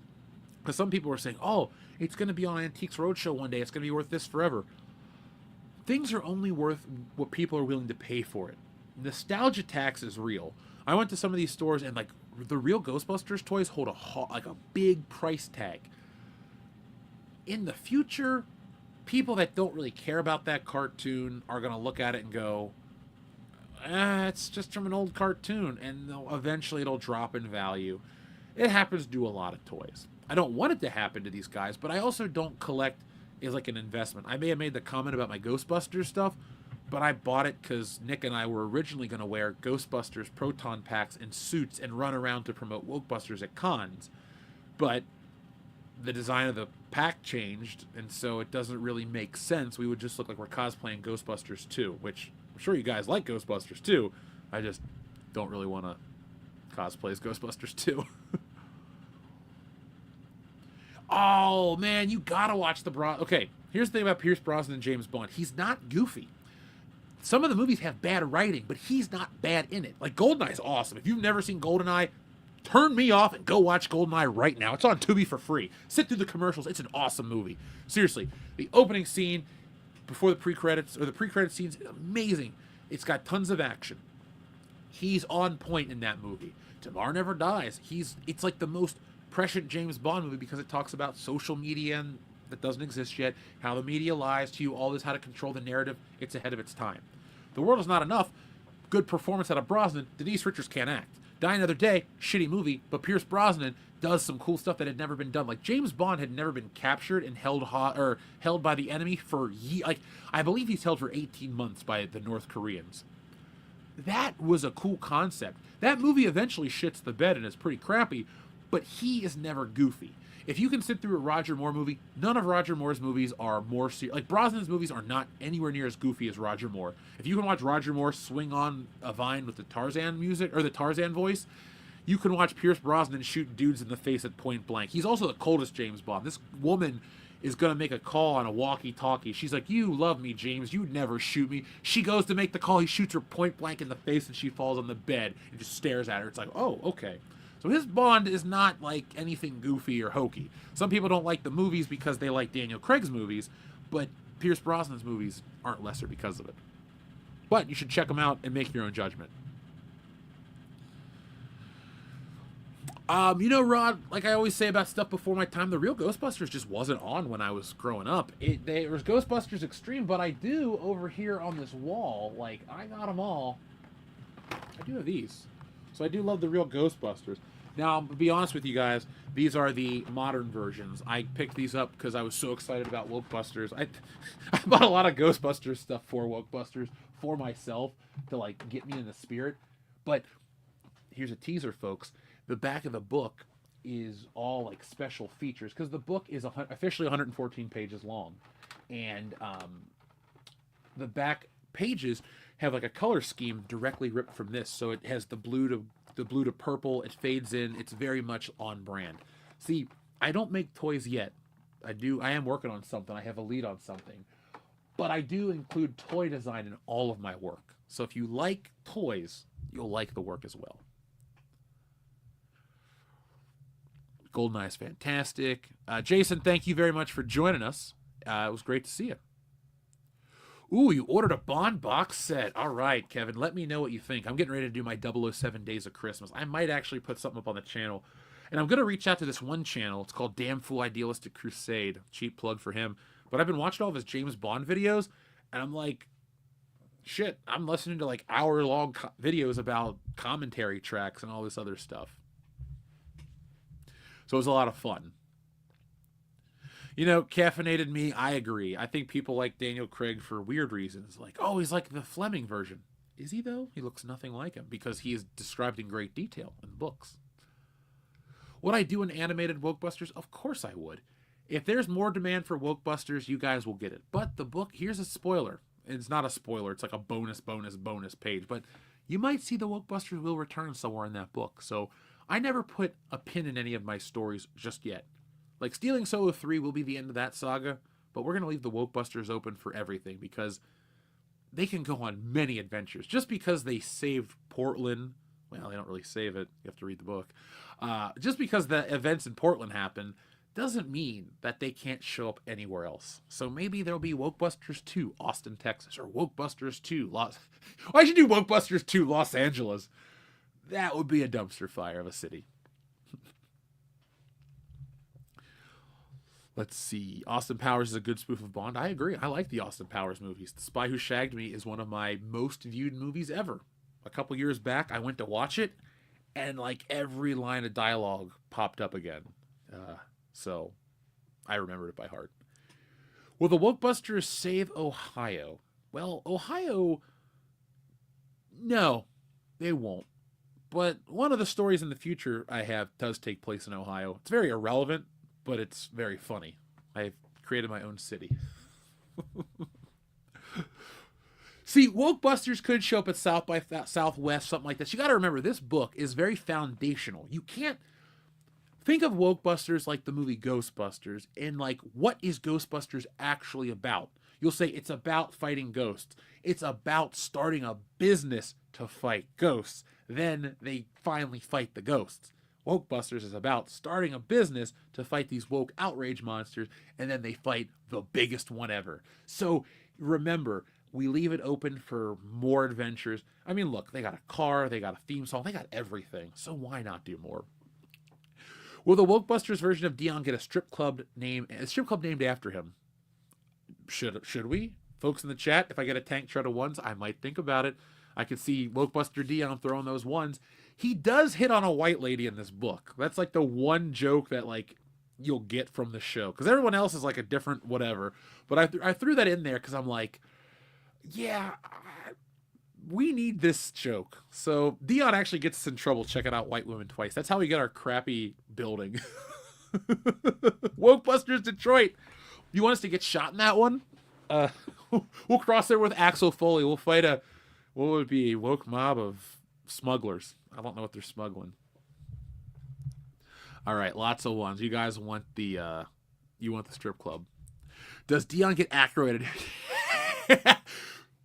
No, but we do have the montage. There is the Ghostbusters montage in Wokebusters. I thought it was the perfect vehicle to transition time. That's the fun part about comics, folks, that people don't think about. Like, I don't really watch a lot of other people's streams about comics. I don't read a lot of other people's books, not because I don't want to read them. Like, I'll buy them. Like, I will back other people's books to support them, but it sounds horrible. I back it to support them, and I try not to read it. Like, I try not to watch other people's YouTube videos because I never want to be inspired by their work. I'm one of those people. I will look at a classic Marvel book and I'll go, I want to use that panel structure, or, oh man, that would be a cool thing to overlay my character in that way. See, that's why I don't want to read from the independent guys, because it's like with traditional comics, it's kind of out there in the vernacular. Like, everybody borrows from certain things. And so in like Stealing Solo 2, I borrow a couple very iconic pages from a very specific story for a very special reason. And so I think it would be kind of crappy if I were to go read somebody else's book in our sphere and then like borrow from them. Even if you were to ask, it's just like, come on now. That's just like, trying to take their thunder. So if I borrow from Gil Kane, he's dead. He's been dead for 25 years. Do you think he's going to rise up and sue me? No, he's not. So that's kind of why I do what I do. It's never, I don't want to support people, or I never want to, give them the rub or anything like that. I do stuff differently. But I always like to give you guys a little insight to how I do the work, because I think a lot of people like that. I did not watch Ronin Warriors, but I remember the cartoon. I got to check out Aaron's interview. I like Aaron. Aaron's a friend. I'm glad that Brosnan got to do Everything or Nothing before he retired. Yeah, that was much better than Die Another Day. Everything or Nothing is a fun game. It is very much of its era, but it is very much a 2004 Bond movie. And it's a good send-off. Better Bond girls. Sorry, Halle Berry, but too much attention was paid to you. I know you want an Oscar, but I don't pay to see the Bond girl fight and usurp James Bond. I want James Bond to be the hero. Wokebusters should team up with the Monster Squad. Oh, I remember the Monster Squad. Rock Until You Drop. Dude, I went nuts this year for Halloween. I listened to that theme song. I listened to the Friday the 13th theme song for Part 3 a lot. I like Monster Squad. Wolfman's Got Nards, My Name is Horace, all that shit.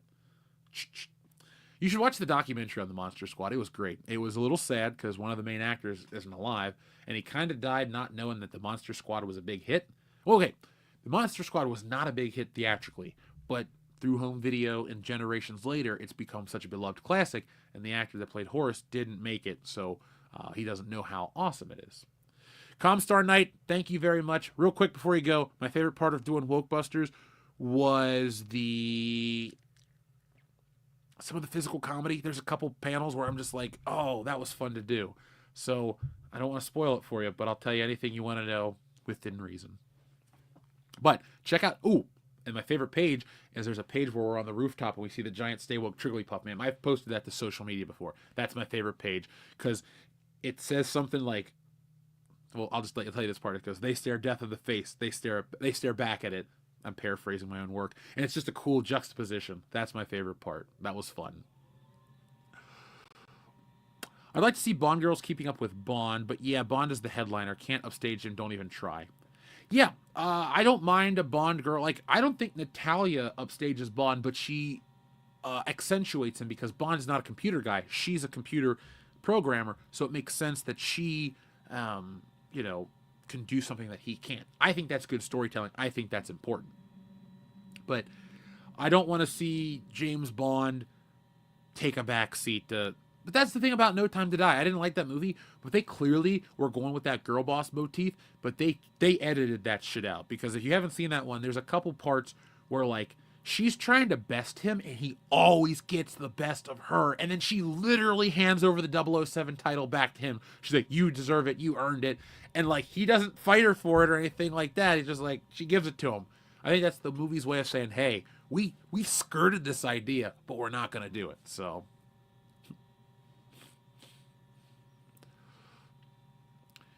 let's see. Thank you, Layden Swallow. Yeah, Jeff, there's a lot of Pierce Brosnan love, because GoldenEye is a great movie. One of the best. It's up there. Like, the thing that we forget is there's a lot of...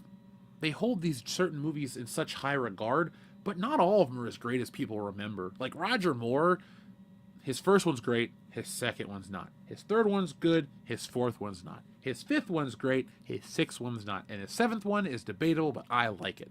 So you're not really batting too well there.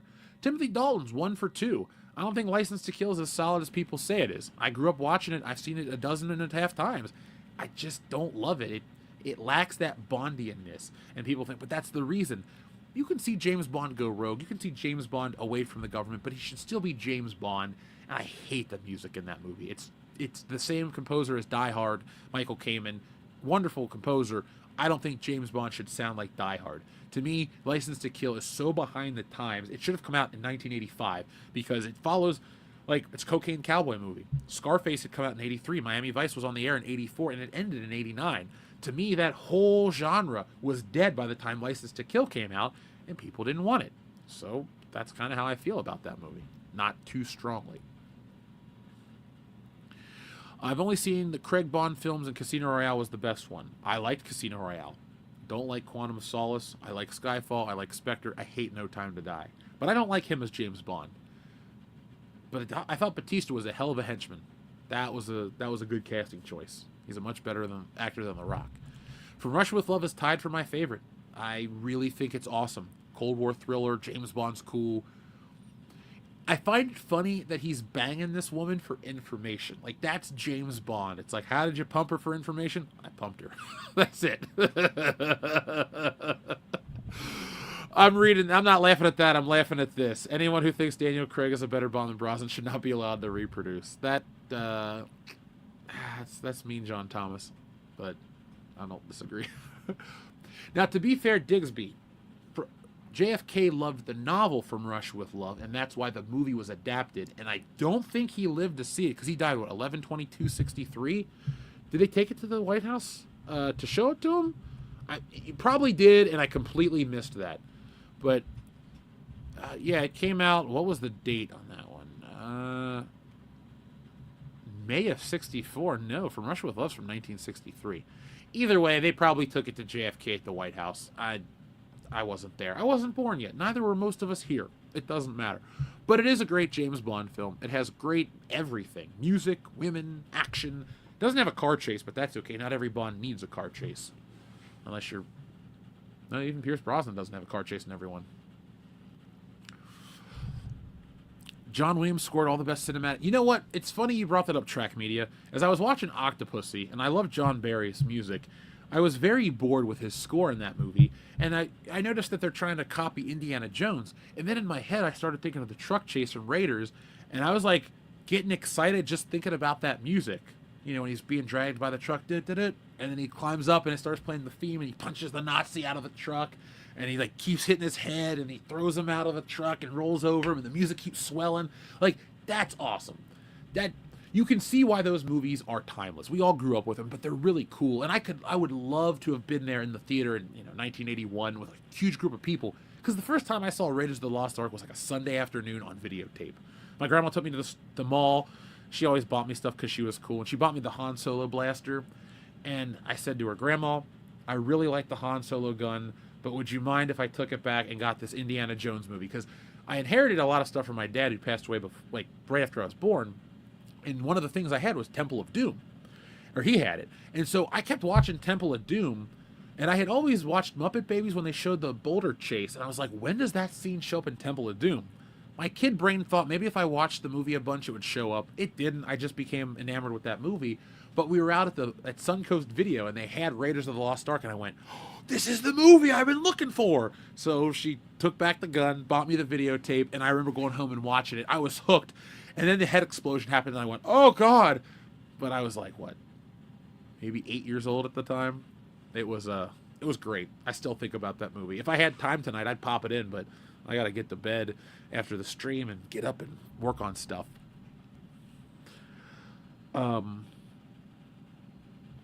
Let's see what we're talking about. Dixie Normus. I do love Austin Powers. Oh, Kevin, you're very lucky. I wish I was there for that one. Folks, even more people are here right now. Hit that thumbs up button. It's funny. We covered the Skeleton Crew, and now we're talking about all good entertainment, and people are here for it. Love it, folks. Keep hitting that thumbs up. Appreciate you guys. Yeah, Suncoast was the video store of my childhood, too. 2002, November 1st. Only reason I remember this was the day after Halloween, and Spider-Man had come out on DVD, and I needed to have it, and my mom was at work, and she's like, she let me take the bus to pick up Spider-Man. She gave me her debit card, and she called the store to tell them that a kid's coming in to buy something, so they sold it to me. And I went out to the Suncoast, and I got the big deluxe box set. And I remember going to Chick-fil-A for lunch, because back then they were only in the malls. And then I'm sitting there, like, waiting for this bus, reading my facsimile copy of Amazing Fantasy 15 that had the other backup stories that weren't just the Spider-Man story. So it was really cool, and I love Suncoast because of that. Folks, if you have a good Suncoast video store memory, let me know. Or a Blockbuster video. Those stores were awesome. We had so much fun. That's the thing. You know, looking on streaming, you just have so many choices, you don't pick anything. I loved going into a store going, what's this? What's that? You read the back, you look at the pictures. I gotta watch this movie, and sometimes it sucked, and sometimes it was a classic. I remember we rented The Last Crusade because I didn't own the Indiana Jones movies yet, and I was like, oh, I get to watch it finally, and I was hooked. God, those are great movies. The things I loved as a kid were awful.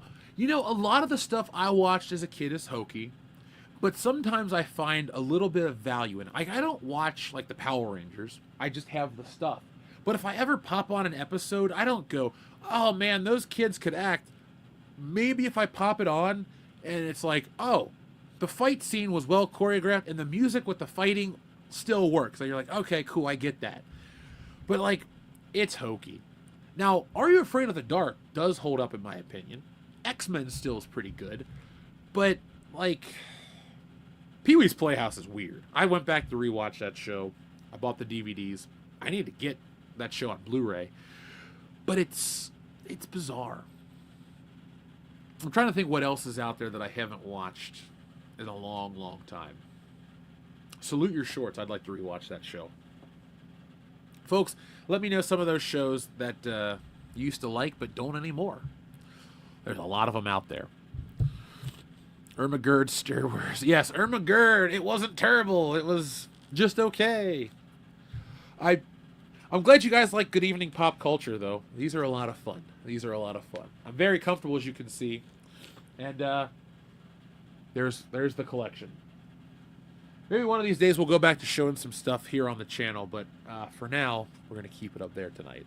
I used to watch the Sonic cartoon as well. I liked the one that wasn't the Adventures of Sonic. I liked the one that was the comedic one with they both had Jaleel White. Yeah, Digsby, I agree. That's why Indiana Jones was great. I liked the death of Walter Donovan. I thought that was a good kill. Well, not kill, but a good death. Let's see. Reading about video store memories. Three Ninjas. That's how I was a kid. I loved the Power Rangers, so I took Taekwondo because I wanted to learn martial arts. And so one night after a class, my mom took me to Blockbuster, and I rented Three Ninjas, and I was hooked. That movie was awesome as a kid. I haven't watched it in 30 years, but I want to watch it again now. Now, yeah, Power Rangers was meant to be campy. I get that. If I'm gonna try to talk about it from a critical standpoint, at least the first season's less hokey. It's so focused on the Sentai footage that the teenager part's irrelevant, and that's what I wish it would have focused on. Because as a kid, I watched that show every day like it was like a religion, but when they weren't in the costume, I just was waiting for them to get into the costume. Like, I had my toys, and I was like, all right, yeah, they're talking about going to the dance or saving the youth center or some other dumb shit.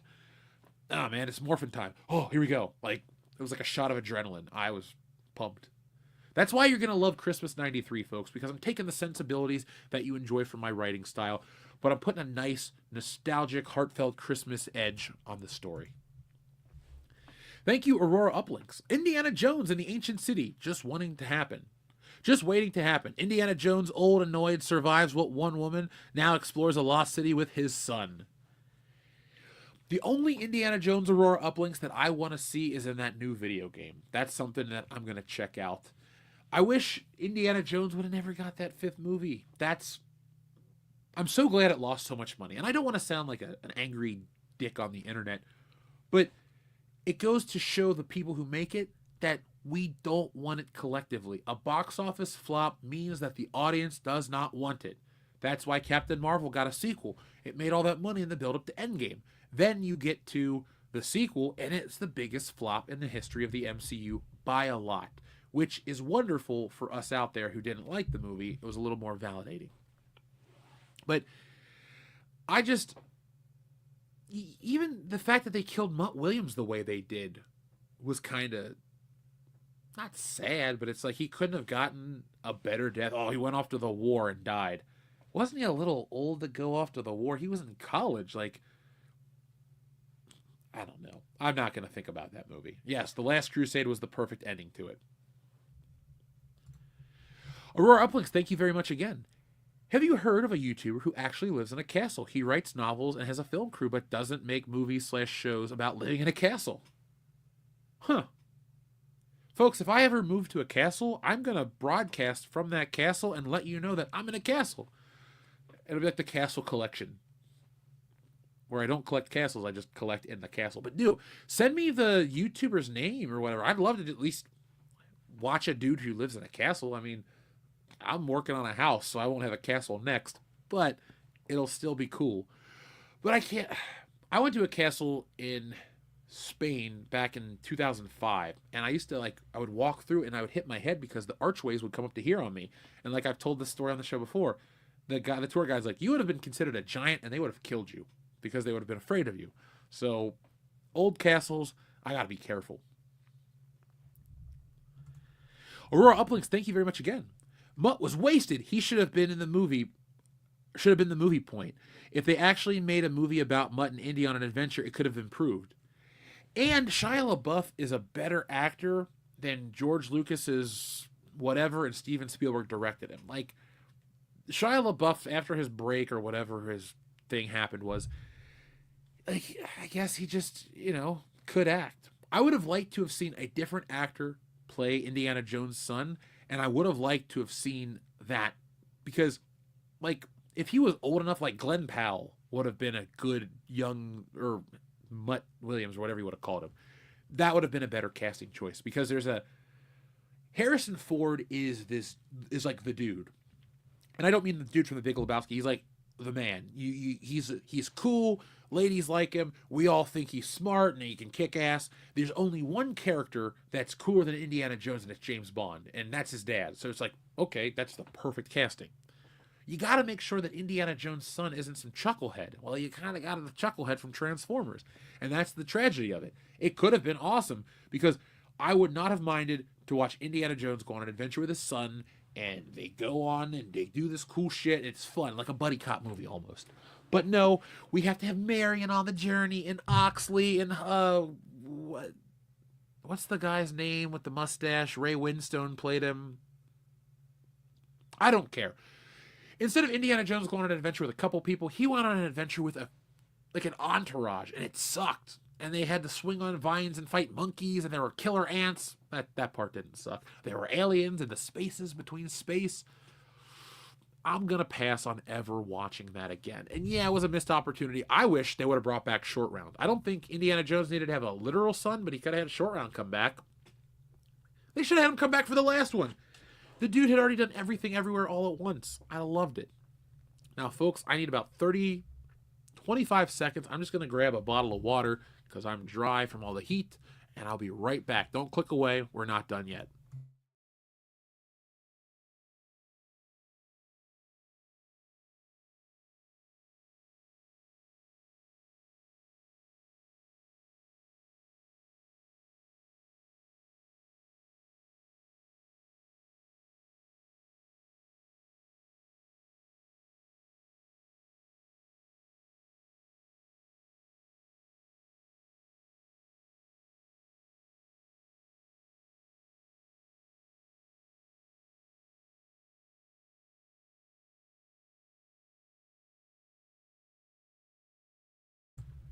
Okay, and I'm back. I hope my timing was okay. Got my drinks, and now we're gonna hydrate and stay focused.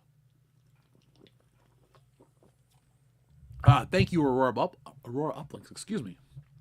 Our friend Hobby Stardust. It's a cool name. Back in the mid 90s, I got into Gundam. Since then, I have built over 200 Gundam model kits. It's my all time favorite sci fi series. I got 2 Gundams up there. Now, they're action figures that I bought. That I didn't build the model kits. But I find, and I know there's different, there's Robotech, there's Gundam, there's different ones. But in terms of robots, I just like Japanese robots in general. If they come from Sentai, if they come from whatever, there's just a certain Japanese design aesthetic that I like. I actually really like anything from the late 80s through like the early 90s from Japan. That's whatever the anime style is called, I really like that. I also like the stories. They're a little darker, they're kind of violent, they have really good music. That's my era. Gundam Wing was the show that was on Adult Swim in the early 2000s, late 90s. That's the one I know the best. And if you got 200 model kits, now how do you display those, Hobby Stardust? Are you like me and put everything up on a shelf, or do you build them and put them in a box? Because like if I built a lot of the stuff here on this shelf, I definitely would make sure it's displayed. My stuff, just came pre-built. But let me know. And also tell me your favorite one. I guess mine's that basic, was it the GX70, whatever? Somebody in the chat always knows the name of it. I just call it the Gundam, the one that's on all the boxes, and it's really cool to me. He's next to David Hasselhoff on the shelf. Aurora Uplinks, thank you very much. They should use actors from the Young Indie show. Oh, like Sean Patrick Flannery? He was good in it. The Young Indiana Jones Adventures are a series that I would watch very rarely because I wanted Harrison Ford as a kid. Like, you know what I'm saying? Like, he was cool. I watched anything with Harrison Ford as a kid. It kind of makes sense that I did Stealing Solo because I don't have any desire to kidnap him or do anything weird like that. But as a kid, I no matter what he was in, it could have been like Patriot games. I didn't understand Patriot games and the IRA and all this shit. I was 5 when it came out. I probably saw it at like 7 or 8 because it was like, as soon as I saw Star Wars, I was like, it's that guy. Because I'd already seen The Fugitive. I was like, Harrison Ford. And he became my instant favorite. I rented everything he made. I even rented Sabrina. I hated it, but I watched it because it was Harrison Ford. But when it came to the Young Indie show, it just was like, oh, it's Indiana Jones, but it's not Indiana Jones. And so it was just kind of a weird disconnect for me. Now, I liked River Phoenix to play that young character in The Last Crusade, but I'm very happy when he becomes the real Indiana Jones. That being said, I wish that there was somebody that had the charisma and the look of Harrison Ford that could have done Indiana Jones on television. Like, I wanted just more adventures. Like, I love a good adventure series. I like to globe hop. I like to see those things. But, we can't afford that with Harrison Ford. Aurora Uplinks also said, the YouTuber is Shad and he does sword videos. Let me take a screenshot of that. I will check it out. I like swords. I own one. I went to Spain in 2005. I mentioned that a minute ago. And I bought a sword from Toledo, Spain. It was cool. It's like a Robin Hood sword. And I know this is a cheap one, but I want to get... they're making a master sword. I really want to get that too.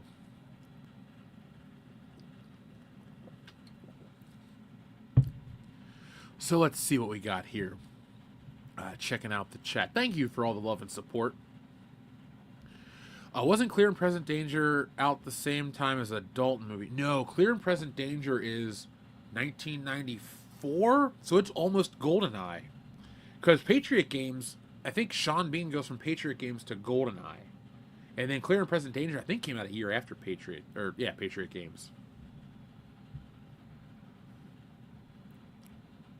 Let's see. Super Sentai is different from Power Rangers. All those Power Ranger lookalikes are actually other Sentai. Yeah, Adama, I love watching the Japanese equivalents, but they never hit me in the same way. Because when I moved back from California last year, I didn't have all my stuff from storage. I didn't have access to a lot of my stuff. And I was like, well, what am I going to do when I'm not working? Well, I found that all the Japanese versions of Power or Sentai was on YouTube, so I watched it all. And I enjoyed it for the most part. I don't mind reading subtitles. But man, that music was terrible. So what I would do is log into Netflix and I would watch just the intro of the show just to like, I don't know, watch him move around with the swords and shit to that music. It really amped me up as a kid. Let's see. I'm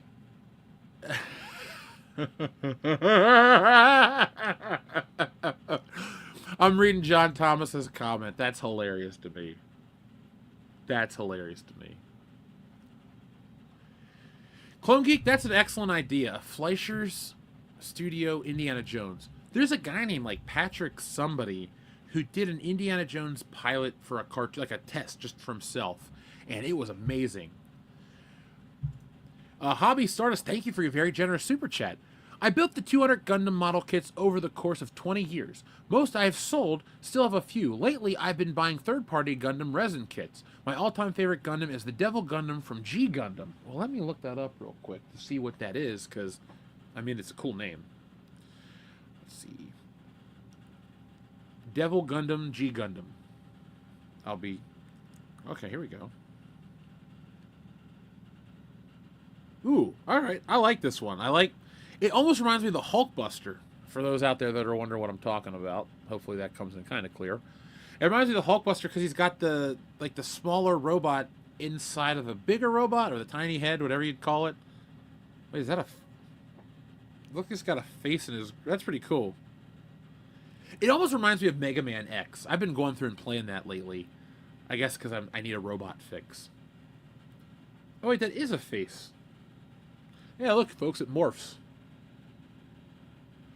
See, this would be a very dangerous hobby for me to get into because I don't do a lot of like completion collecting, but when it comes to like certain things that just look cool to me, I'm like, oh well, what's one more gonna hurt? What's one more gonna hurt? And then you got 65 action figures of The Rock.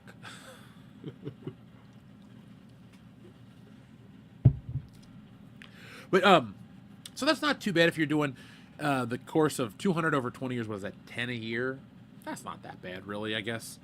That'd be like me, I don't know, playing 10 games in a year. That'd be fun, though. That's the thing. Hobbies are good. They say they're good for your soul. They're good for... I just think hobbies are good because they're relaxing, and they make everything else tolerable at times. Luckily, I get to turn my hobby into something really cool, so thank you guys for that.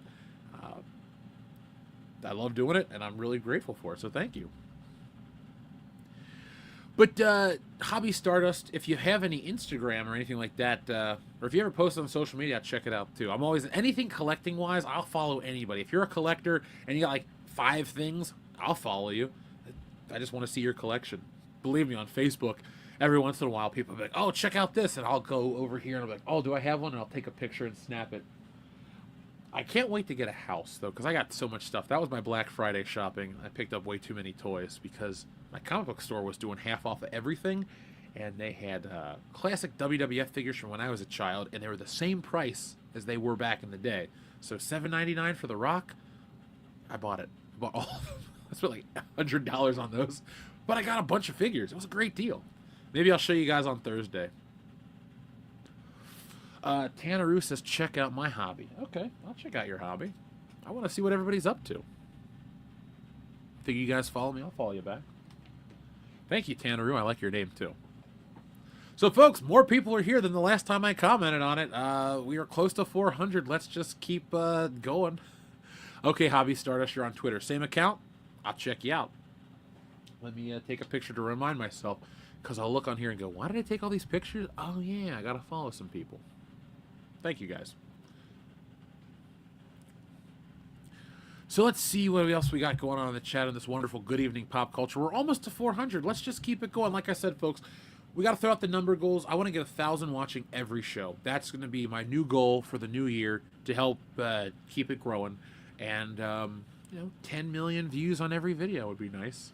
You know, we've had views in the millions. It's not a big deal. We can do it again. We've done it multiple times. Thank you, guys. And thank you to Brie Larson. You were so unlikable. You were the chick that launched a million YouTube channels, including your own, that nobody watches. Ooh, okay, Hobby Stardust. I'll definitely check you out. I'll check out your YouTube channel.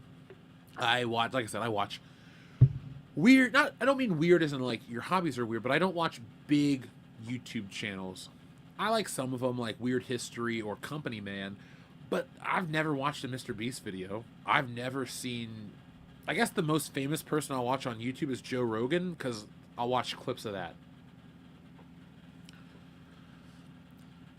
Movie Transformers. Ooh, okay, Rod Thunderheart. I see you.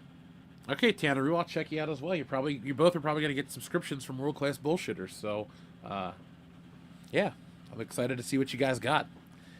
If there's anything you guys think I should add to the collection, let me know. I'm not going to start collecting, like, enamel pins or... I was going to say lobby cards, but I would collect lobby cards. My goal when I have my house is the basement is a theater. An ode to movies. And by theater, I mean when the foundation's being built, dig an extra hole over into where the backyard would be and put an underground movie theater that only I can access from a certain part of the house. I would never leave my home. I would just do all my broadcasting and streaming from the theater. It's like, all right, folks, what are we watching from the theater tonight? And then we'd watch Batman 89 or something.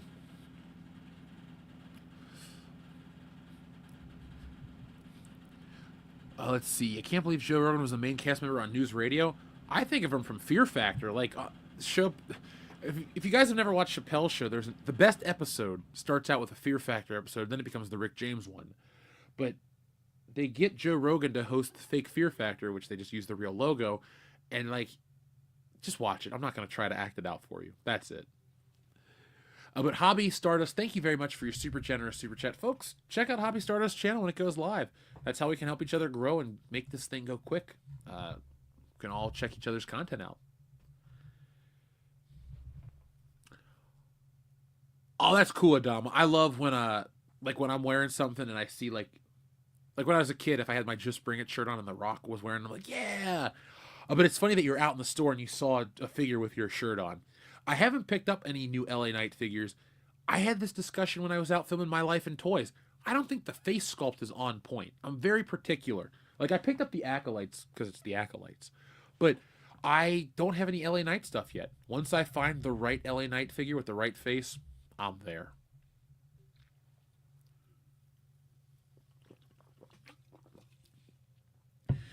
All right, Rod Thunderheart's got a hell of a Transformers collection, folks. Even though I don't collect Transformers, even I'm getting a little envious. So, Rod Thunderheart, you got to tag me in some of those pictures when you take some of your collection. Let's see. What's my favorite romance in fiction?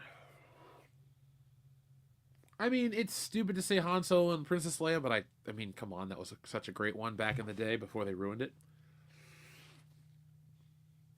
Like, most of my favorite movies, like, Back to the Future has Jennifer and Marty, and that's fine. That's a good one. But I kind of like Holly and John McClane, because he goes to all those lengths to save her. He's not really worried about the Christmas party or Nakatomi or even Takagi, but he does care about Holly, and so I do like that. And especially at the end when he comes down, Holly, he's got the gun, and he has the shit taped to his back. Die Hard's perfect. Don't make me wax philosophical on Die Hard. It'll be we will literally be here until Christmas if I keep going on about Die Hard. That's it. But yeah, that's probably my favorite romance, because I do watch a lot of what I would consider real serious dramas and real movies. I know that my favorite ones are more popcorn fare, but I don't only watch that kind of stuff. That's just the stuff that speaks to me and gets me amped up or excited. Like, every time I watch Die Hard and they drop Hans Gruber and the music plays and I'm like, ooh, here we go. Or the part right when he shoots him, he goes, happy trails, after he shot the guy in the head. I'm always like, yeah, it's such a slick move. Well, Lego Liam 1803, welcome to your first WCBS live stream. Now, we don't normally stream on Mondays. This was just about the Skeleton Crew, but we've been talking about all sorts of stuff as we're into Tuesday now, which means you'll get a stream from me tonight. So it'll be me and my co-host will be talking about not the Skeleton Crew, because I covered that already. I don't want to try to milk something that is dry. That's Star Wars. But Lego, since this is your first stream of ours, how'd you find the channel? Was it one of the Ollie's videos? Was it the lawsuit video from Hasbro? Was it My Life in Toys? Let me know. I do want to know what you guys like. Also, too, I'm going to put out a poll about this, but I really got a burning desire, and I got the time to finish it for this year. I really want to do a 20th anniversary retrospective on Spider-Man 2. Should I do that? I mean, it's going to be the best one if I do it because I genuinely love that movie. I love the character. It's not going to be me reading from a script talking about the special effects. No. Even though I just sounded like a conehead. But yeah, tell me if you guys would watch that. Just give me like a 1. If I get a couple of those in the chat, I'll do it. It's just a passion project of mine. I did an episode 1 documentary retrospective, but I had to take it down because of a copyright thing. And I guess I forgot to fix it and re-upload it. Damn it. Okay, well, I will fix that. All right, we got some ones rolling in. Rod Thunderheart, I also have the Transformers movie on 4K. That's the only one I own is the original animated one. I don't have a Michael Bay. I don't own a Michael Bay movie. No, I don't own a Michael Bay movie. He did not direct Con Air. The Worthless Kingdom series. I'm glad you guys like that. I got a great one for you. I did a road trip. I went 200 miles north and worked my way back. I hit every Ollie's in northern Ohio. They, like, you know how you watch them and you're like, Jesus, how much is there? I found another one that's 10 feet high. And then the one store I went to had 4 toy sections. Like, normally they have, the end cap, the aisle stuff, and maybe a holiday display. This one had a holiday display, an end cap, an aisle, an end cap, another end cap, and another end cap. It was ridiculous. That is going to be an all Ollie's video. That'll be dropping this Saturday. I'm going to be working on that tomorrow to get it all uploaded and ready for you guys. But be on the lookout for that. That's going to be a lot of fun. And I'm going to be dropping My Life in Toys, and then I'm going to start going to more stores too. Clone Geek, I saw a Fan Addict store. No, wait. I didn't see Fan Addicts. I saw, what is it? Not Lunchbox. What's it called? Box Lunch. I don't do that store. It's a lot of Funko Pops and stuff for not me.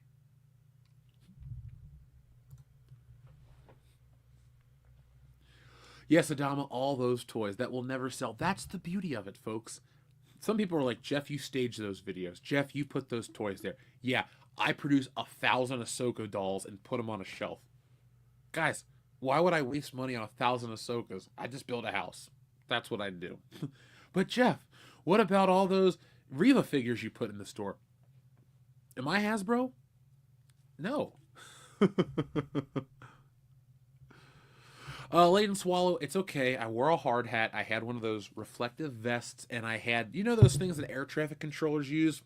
In one of my hands when I'm filming it like this, I got one here to let people know where I am at all times. So don't worry. I'm never in danger when I film all these videos. The only thing I'm in danger of is dying of laughter because it's so funny that it happened. And like the video I made, people are in trouble at Hasbro for overproduction of their games and other stuff. It's crazy to think that a company overproduced that much garbage. It's never going to sell. Ever.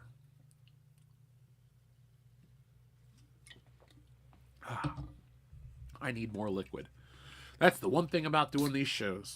You gotta have a steady flow of something to drink or else you will dry out.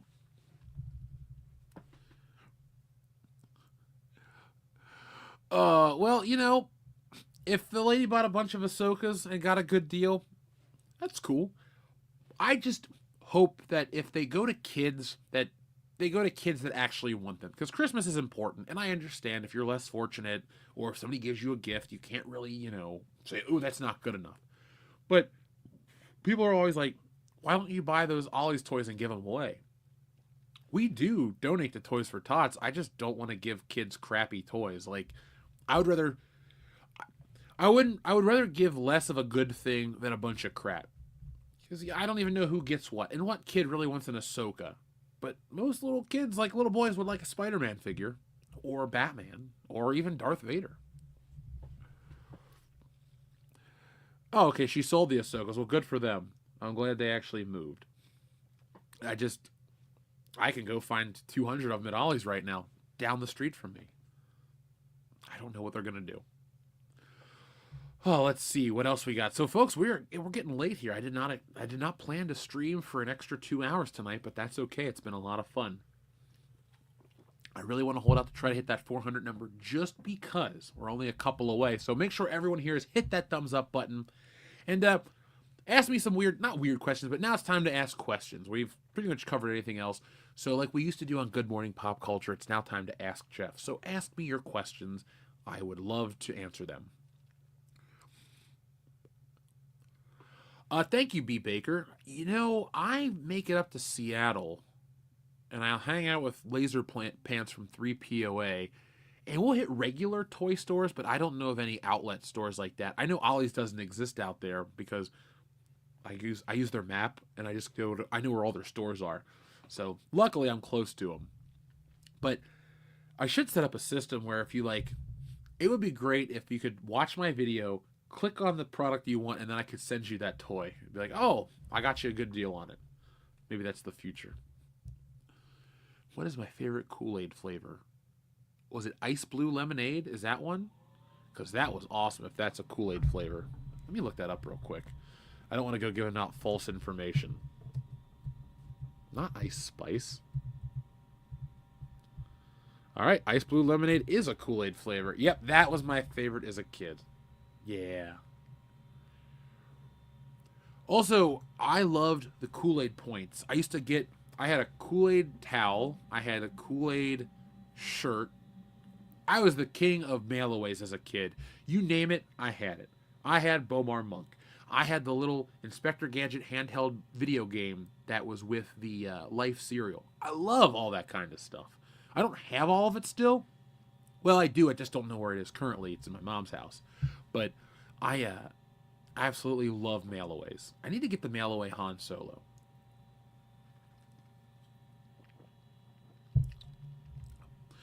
Are you a Vampire Hunter D fan? I love both films.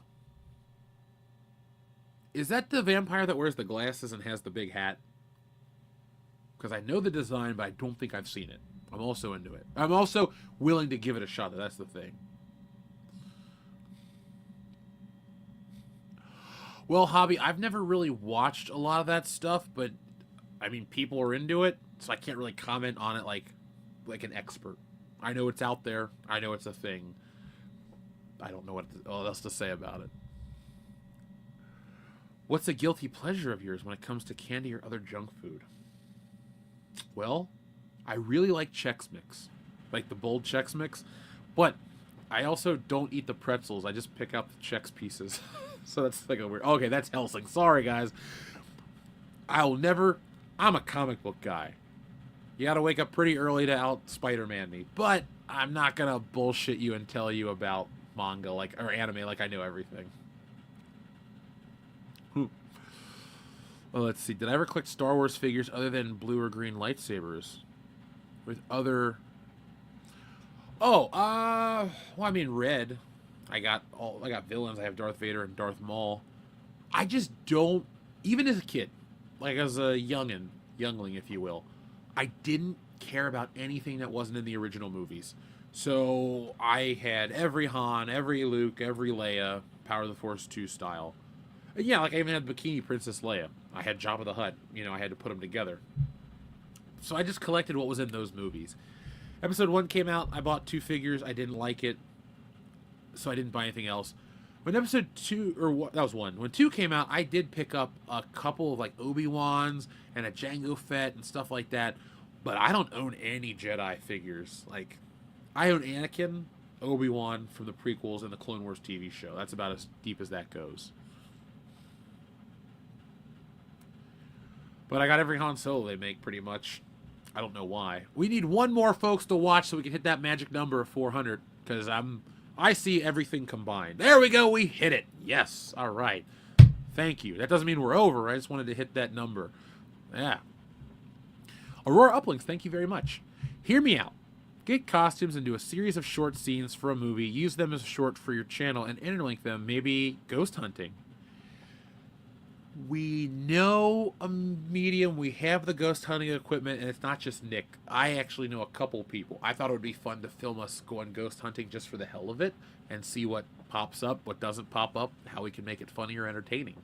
So, Aurora Uplinks, it's funny that you bring that up. That might be something that pops up next Schlocktoberfest. We might, I don't know, You might find the spirit of somebody.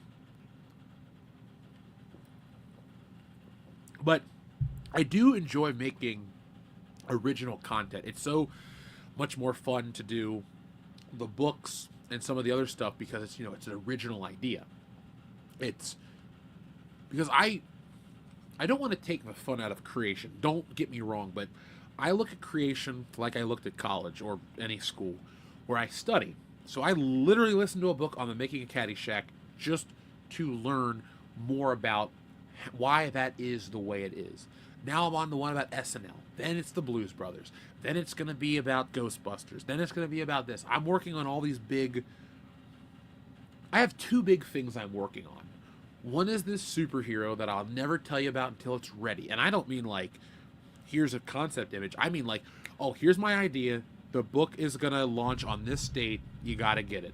And it'll be a floppy book, so it won't be a big graphic novel, because I want to do an ongoing series. I have it mapped out. I just need to finalize my suit. That's the one part. I got what I wanted to have, but I don't have it done. But all this comedy is being worked on for something else, because, the more I do stuff, you make connections, you meet people. I have concepts and stuff I'm working on, so just be on the lookout for it. But I do study this stuff for that. I will watch, like, I know, was it Clone Geek doesn't like Christmas Vacation? I'm sitting here reading the making of that just to learn a little more about it, too. Because, folks,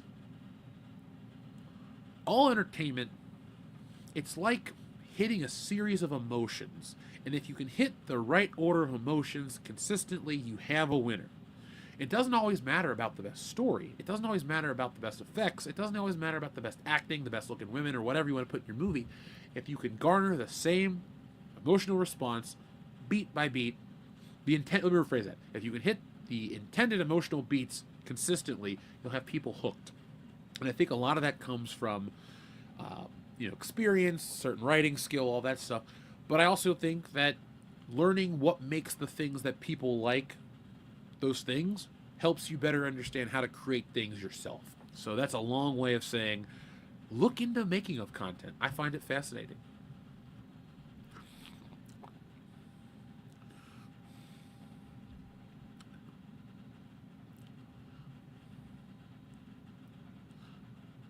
Oh, I've thought about doing some separate channels. Don't worry, I got a couple concepts. One's farther along than you'd realize, but you might not know it's me. That might be the fun part of it. Was I a fan of Samurai Jack? Yes, I was. I watched Samurai Jack. It wasn't a show I watched all the time, and I couldn't even tell you a ton of it, but I watched it back in the day. I loved Cartoon Network.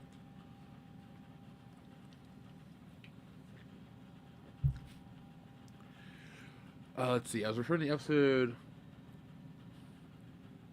1 series and Power of the Force series with... Oh, okay. I don't have any of those, Adama. I have Mace Windu cardboard cutouts from Pepsi. That's like the only other like Jedi thing I own.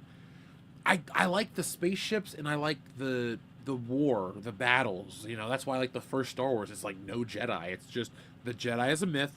There's one lightsaber duel, and that's enough. I like Luke Skywalker as a pilot. I think Luke Skywalker's coolest look is Empire Strikes Back when he's still got the gun and the lightsaber. I think that's a nice blend of both versions of the character. But he's the best in Return of the Jedi. I had Jedi Power... Was it Jedi Power Bat? What? There was a Jedi game for the Game Boy Advance. I had that. Lord Nero, are you asking for an example of what I mean about learning about what makes these pieces of content unique to themselves, like with the making of Caddyshack?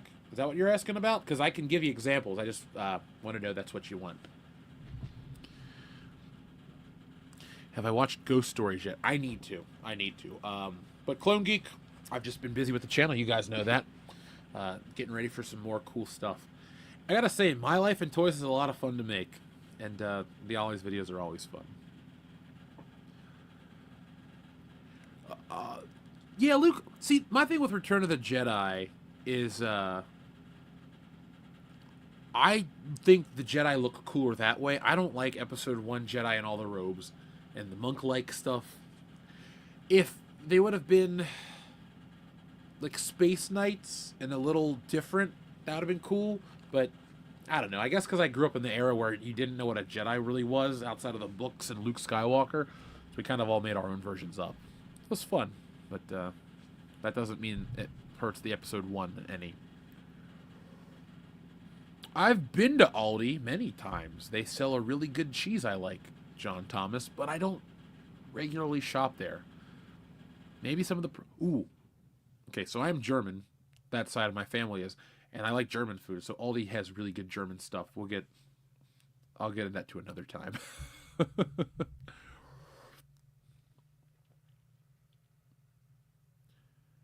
Okay, that is the game then. Okay, cool. There were a lot of fun.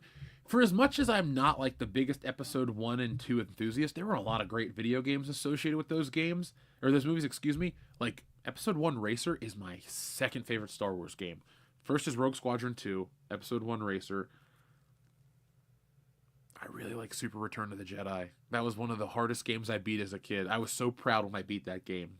Because I'll be super nerdy for a minute. So I was raised Catholic, and you get like a first communion, and so you get gifts and stuff.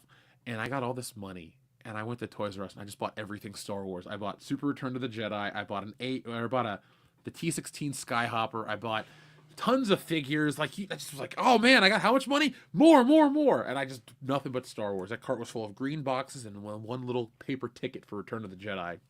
That's why I love that game.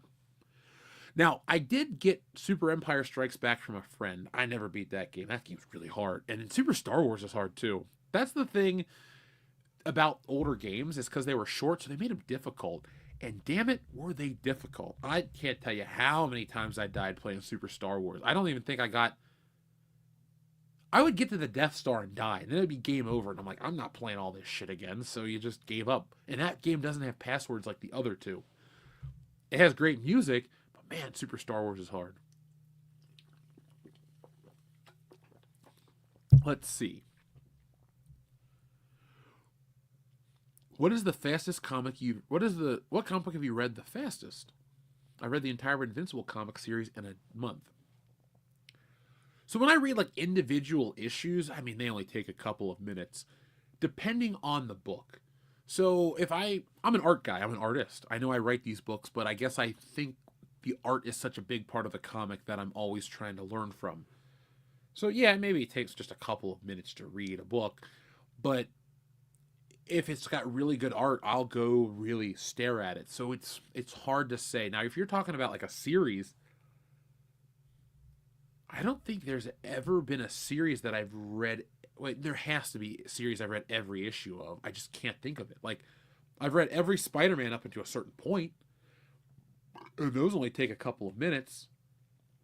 And it's usually the Spider-Man stories that go quick are the ones that are like spectacular, where it's kind of like more Peter Parker focused, and you don't sit and study the art. It's just like, it's him in the office, it's him with Deb Whitman, it's him on a boat. Spider-Man shows up in the last 5 pages. Okay, cool. So that's how that usually works in terms of like fastest. But if you want to know what I've read the most, probably the old Ditko Spider-Man, followed by, I like Batman Year One. I've read that a bunch. Dark Knight Returns, I've read a couple times. I think because I read so many different ones, I don't read the same ones over and over. Like, I've read Kraven's Last Hunt a lot. I really like that book. I think that's amazing.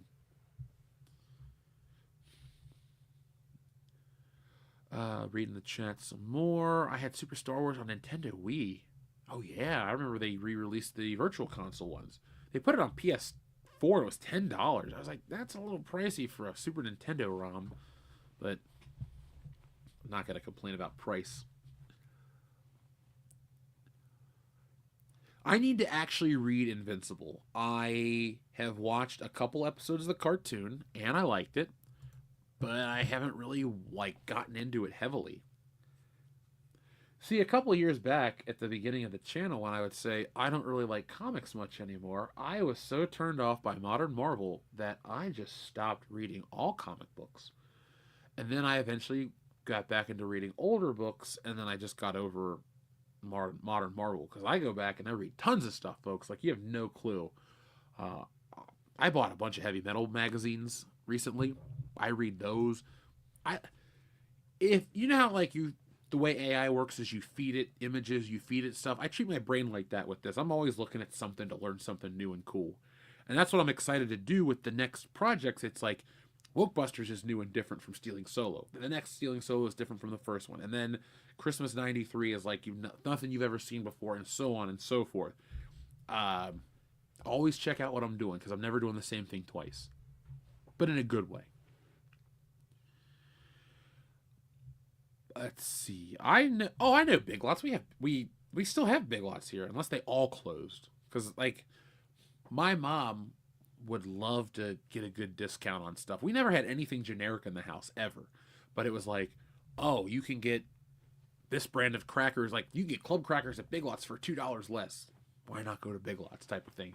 But Big Lots had toys as a kid, and man, I was a spoiled kid, as you can tell, only child. But I went to Big Lots so many times, and I would get toys like, what did I? Countless. I used to get. Okay, that's where I got into comic books though too. Is Big Lots in the dollar store would sell packs of like 5 books for $1, and they weren't even old books. They were like newer Avengers books or X-Men 2099. I had tons of these comics as a kid because we'd get them super cheap, and I would just pour through them and study them and look at them. And Big Lots was a big part of that. I have played Final Fantasy VII. Of course I've played Final Fantasy VII. My buddy Brandon in grade school, he was a big Final Fantasy guy. He loved it.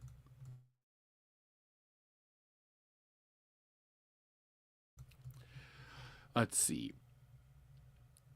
Do you think Ollie's could die on the Disney merchandise alone? You gotta remember, Ollie's is buying that stuff on the cheap and making a profit from it, but it's really Hasbro merchandise because Hasbro holds the license for the Disney stuff and the Star Wars. Well, Marvel and Star Wars are both Disney, excuse me. But Hasbro had that license before Disney bought Marvel because Marvel was purchased in '09 and Hasbro started making toys in '07. Biggest nerd complaint. Downgrade. Spider-Man 2 toys, awesome. Spider-Man 3 toys, garbage.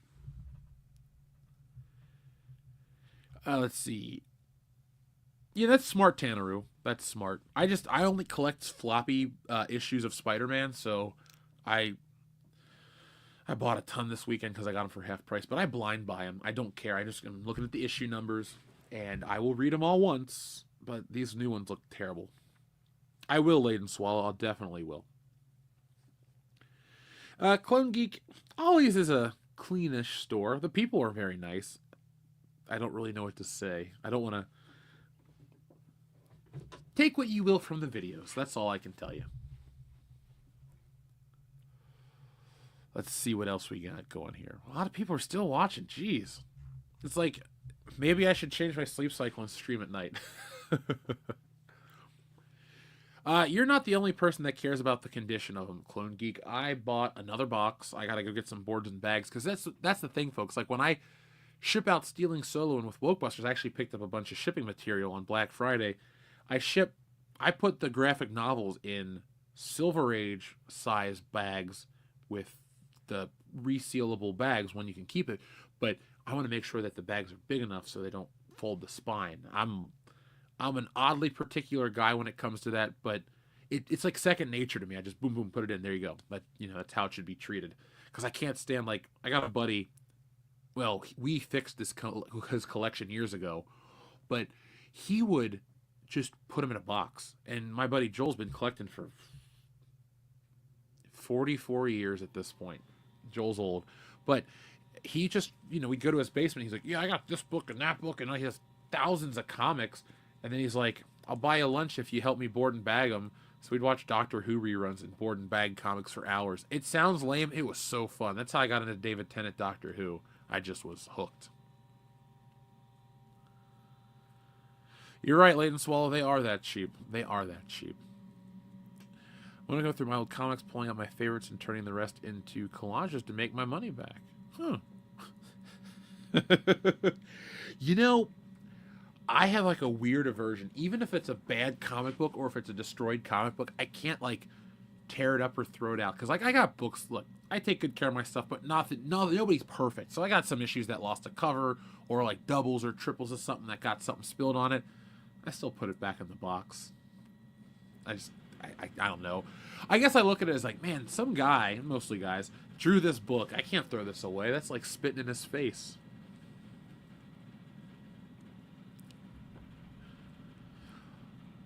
Ooh. You know, Clone Geek, one thing I always worry about with my comics is the tape touching the thing. So I fold it over every time I pull it out. But I really don't pull the books out. My thing is, now that I got that website to read comics, I'll buy the back issues. I'll make sure they're in good condition. I'll peel off the stickers of the outer sleeve, and I put it in my box. Some of these I don't even read. I know that sounds silly, but it's more of like, I used to read them all. I used every single one. Like, I got Spider-Man 300. I once opened it and looked at it.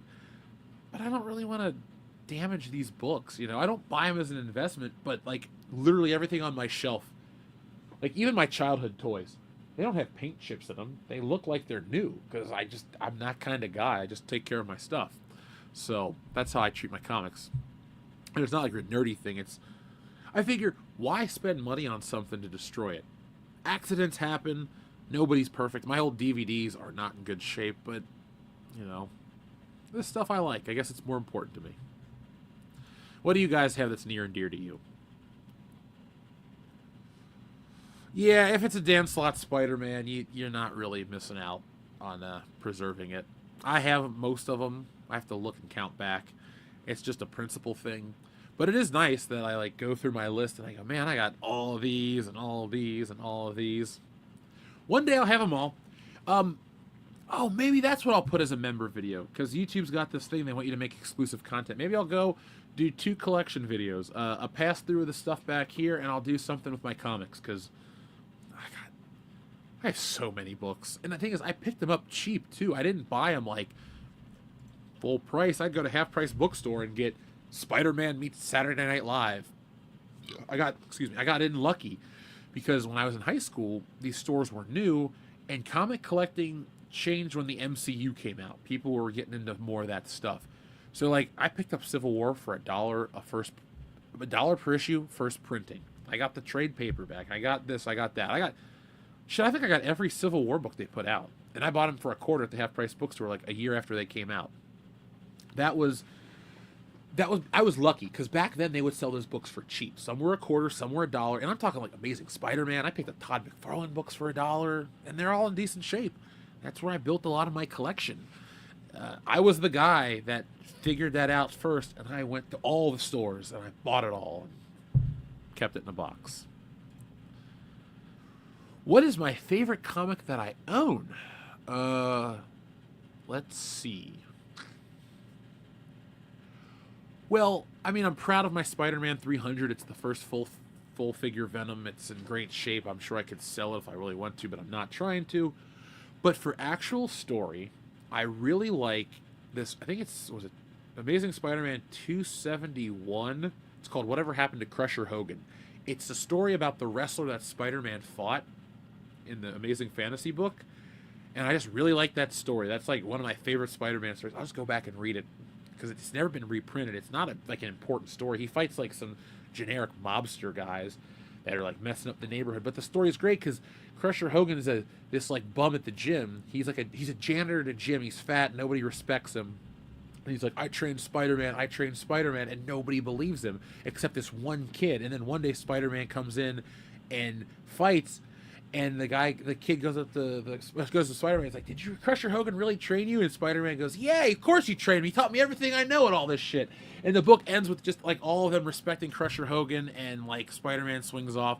And it's just such a weird small story, and I love it. So that's my favorite, I guess, Spider-Man book I own.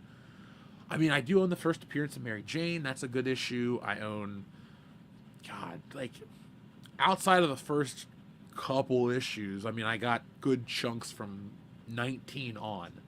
So, God, what's my favorite one? That's a lot, dude. I literally own thousands of these things. That's kind of hard.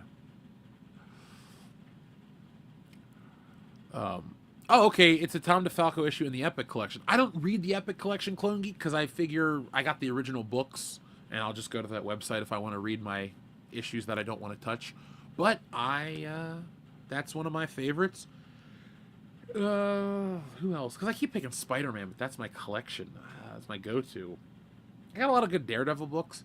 I got a lot of, I don't have a ton of Batman. I don't have any, like, barely any Superman. You would end it with Kraven's Last Hunt. I think that would be an excellent way to... I think you need to have a Kraven movie, like Spider-Man and Kraven. Spider-Man bests him. Kraven should pop up a couple times and be embarrassed by Spider-Man, and then you should do a Kraven's Last. I'd like to see that, like, just that end scene, man. That's dark. I love that. Oh, we got a shit talker in the chat. All right, episode 2 does suck. Padme, Anakin, terrible acting, terrible CGI. If you like it, more power to you. But James Bond movies, every James Bond movie is superior. And yeah, wrestling's scripted. Nobody acts like it isn't. But, you're here watching me, so I must be doing something right.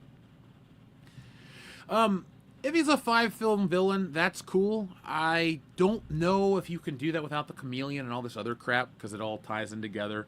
But, like, when you're making stories during the Cold War, a Russian being a villain was kind of the thing that worked. What do you do now since they're so tied into being Russian villains? Like, can you still do that kind of stuff? I don't know. Did I hang on to the Death of Superman? I got a sealed copy, the one with the black armband. I got all that crap. But I got those for a quarter at half-price books. I got Spawn #1 for a quarter. I don't collect anything with Rob Liefeld artwork, but I got some of that stuff too. It's just, I don't know. It was fun to collect, and it was cheap. And, you know, when you're younger, you're like, oh, I'm going to buy every book with Spider-Man on the cover.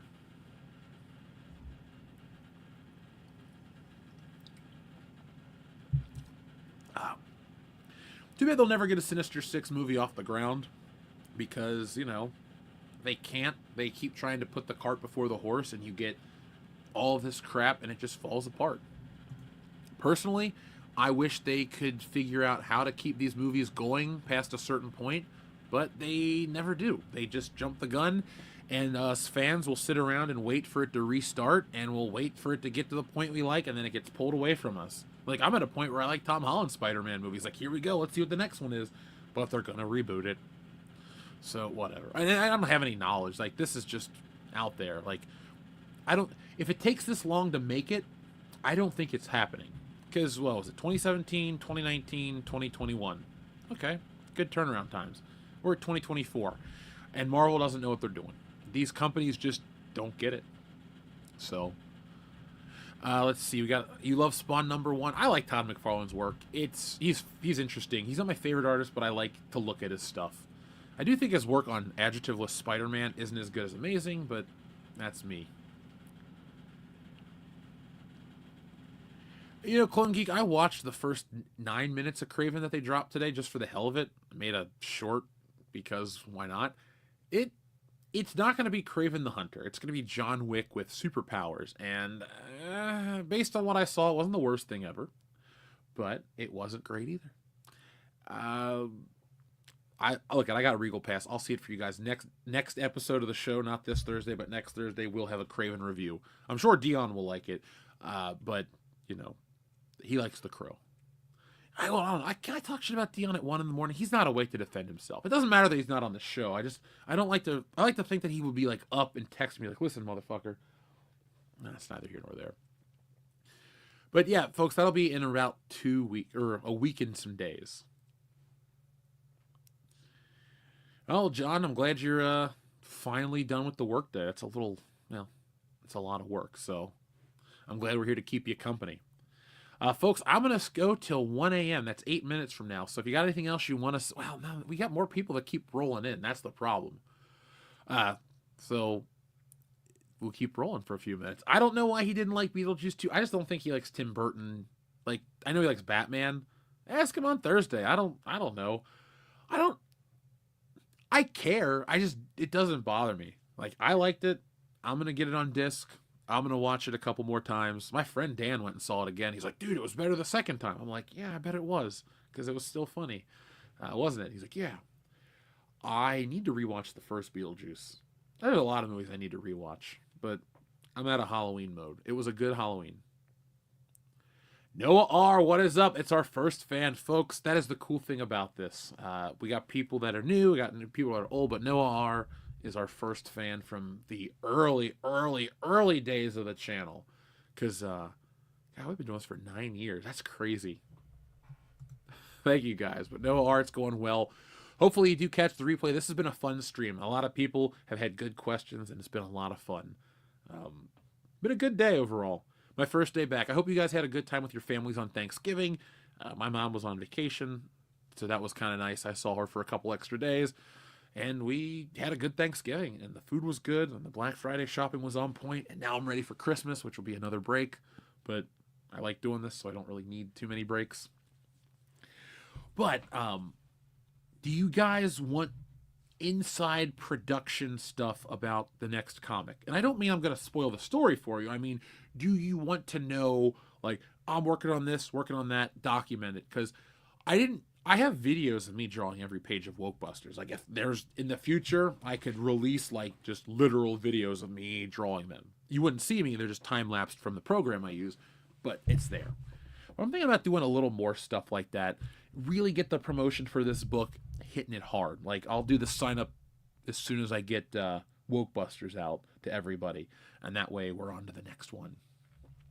Plus, I mean, you guys seem to like the stuff with less of a not about turnaround time, but less wait time in between. So as they keep moving, we'll do them even more. Shrubbles Await, thank you very much for your generous super chat. The MCU spent the money for 10 Captain Americas New World Order and not for another Spider-Man film. I'll take it. I'll take a It Doesn't Matter button and an Uncle Ben button. Of course, you'll get those right now. It blows me away that they spent so much money on those movies. And I like Captain America, and Anthony Mackie is a good actor. I'm not really into seeing somebody else than Steve Rogers, but I don't dislike him. But the fact that they squandered all that cash, I've read that it needs $1 billion to break even. That's not going to work. I don't care that things are getting slightly better or people are relaxing or whatever. The world is not going to go support Kmart Captain America. If it was Steve Rogers in the suit, everyone's going to show up again. But it's not. I wonder if the reshoots are to bring him back. That'd be kind of cool. I know I wouldn't mind it to see Chris Evans again. So let's see here. You wanted this, but it doesn't matter. I like that one. Or did you want this? It doesn't matter what you think. Either way, it's The Rock. And here you go. Who's that Pokemon? It's Uncle Ben. Poor old Toby. Proto Luigi, thank you very much for being a long-time listener, too. Folks, it's like I said, it's a blast. I could go on about how much I like doing this, but I think you kind of get the idea. I've been doing it for the point where you're like, oh, Jeff seems chill about stuff. Yeah, it's fun. Now, what I will tell you guys is make it out to cons next year. Come see us, hang out. We don't just we don't stay behind the table. Ask a guy like Dr. Coffin Nails. Come to a show where we're all at. Come to dinner with us. We'll add you to the reservation. We'll have steaks and whiskey and cigars and or pizza, depending on the night.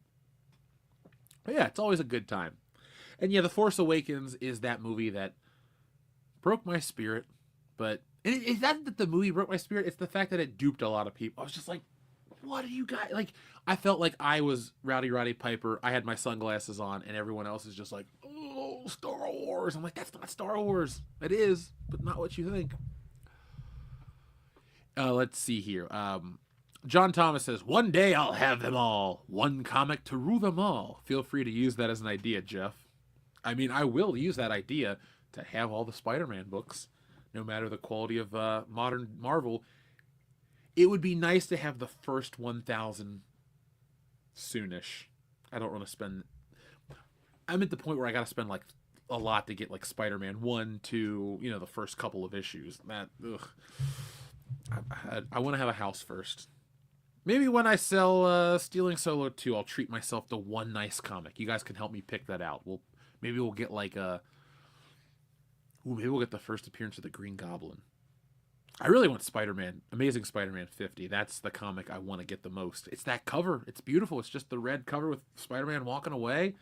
I got a big John Romita book that has the original, a scan of the original artwork, and it's huge. And it's just, the lines are perfect, man. I don't want to bore you with that stuff. But I do like that idea. So thank you, John Thomas. I agree. Beetlejuice was a great one-off. I do like the second one, but if it was only a one-off, it'd still be a great movie. Aurora Uplinks, thank you very much for another super chat. I would have enjoyed a trilogy about young Obi-Wan and young Anakin doing Jedi detective stuff. No Clone Wars yet, and later on cloning Clone Wars. If you had the right Anakin and Obi-Wan Kenobi, okay, you had the right Obi-Wan Kenobi. If you would have had the right Anakin, I would have watched those two. Because again, buddy cop in space, buddy cop, like barbs back and forth. Those scenes in episode 2, even though I don't like that movie, they, like, the part where they're in the elevator is funny. I like their back and forth. I thought that was pretty well done. Now, George Lucas didn't put that much into it. He wanted to have robots and Padme and S&M gear, which was cool. Robots are great. But no, I would have liked more Jedi detective stuff. I would have liked more Jedi stuff. And I also would have liked the Jedi to be just a little less religion-y, monk-like, and more, I don't know. I think we all have an idea of what we'd like the Jedi to be. Maybe the episode 1 and 2 and 3 were what you wanted, but for me, I just wanted my Jedi to be kind of cool.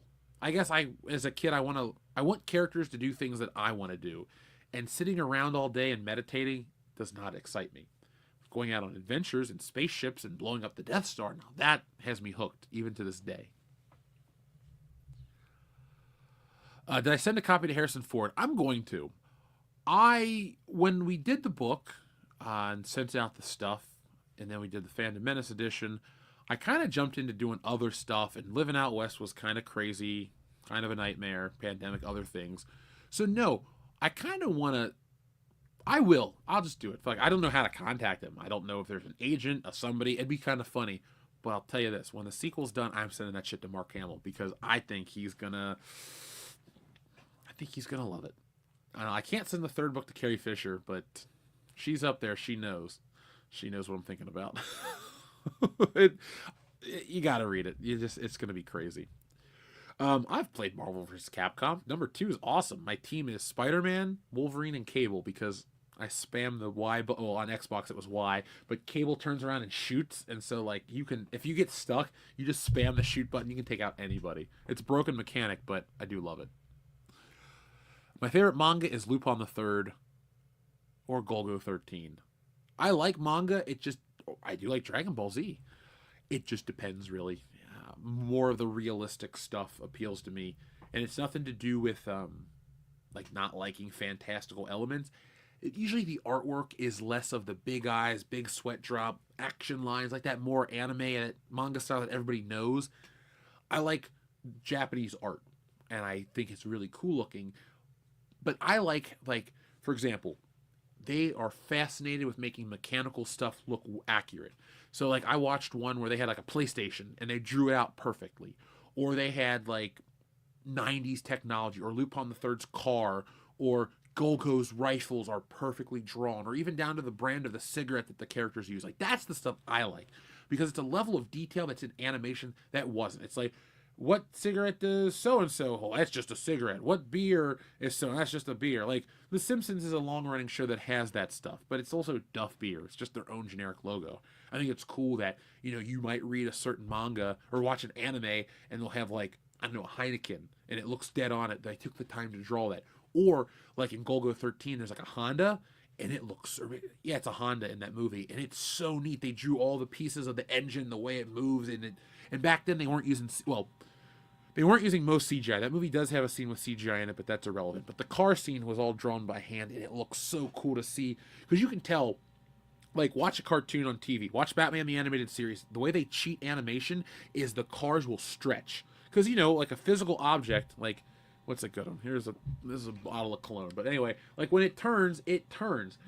On a cartoon, they make it, like, turn and bend, so it adds more motion, but that's a cheat way to do it.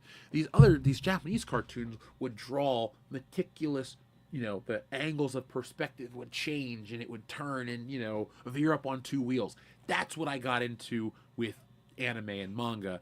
It's just that extra detail, like, was it Toriyama? You look at all the vehicles he draws in Dragon Ball. Those are cool looking. Some of them are a little exaggerated, but some of them are super, like, detailed. That's what I love, especially when you juxtapose it with a cartoony character with a certain type of face. So that is my favorite. That's a really roundabout way of answering that.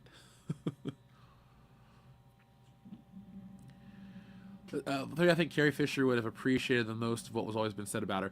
Yeah, track media only. That is, when it comes to that book, I don't write these books for these people. I write these for you guys and what I think is funny and what I actually believe in and want to put out there in the world. But I know her concept, because they dig her up. It's in the... I've told you guys this a dozen times. They dig her up and reanimate her corpse. Like, I feel like she would laugh at that hardcore. And the ending of the book, I know how these stories end. The ending of Stealing Solo 3 is probably like I don't know how to describe it to you without telling it to you, but I can't wait for you to see it, because it'll be like a series of events that mirror something that you all know and love, and you will crack up, and then you'll just end with a great laugh.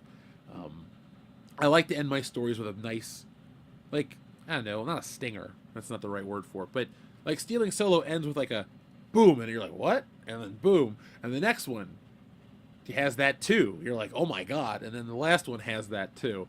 But the last one also has a nice resolution. And then in the future, I will do all the books in one hardbound edition, and I already have it designed. It is going to be based on the old Laserdisc set of Star Wars. It's going to be black leather, silver inlay, Stealing Solo with that logo. It'll be like the definitive trilogy or whatever the fuck I call it. And that's it. That'll be the end of that story. And I want to have that 2027 is when I want to have that out, because 2025 is the next one, 2026 is the final one, and then we'll do the box set, and then I want to put it in stores and do stuff. I believe in the work strongly enough that it could stand up at any comic book store and sell. Anytime I take it to a meeting or a signing or something, I tell people the premise, they buy it. Hell, I was in the toy store the other day, I mentioned it, this guy's like, I need your information, I gotta buy this book. So, I want to put it out in stores, though. You guys are going to go one day, you're going to be like, oh man, I went and picked up Spider-Man and Jeff's superhero book, or whatever it is. I almost said the name out loud. I ain't telling you guys. But, yeah. Long story short, I don't even know what I'm talking about anymore. It's late.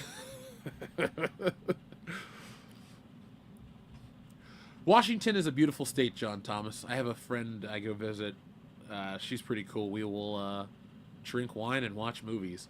It was like, I went out in February for Emerald City Comic Con, and she's like, you pick a movie, I'll pick a movie. So I picked Return of the Living Dead. She picked E.T., but then we watched Zombievers, and Zombievers is terrible.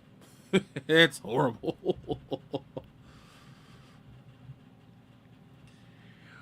Let's see. I hope Hayden Christensen gets to come back in a non-Star Wars role.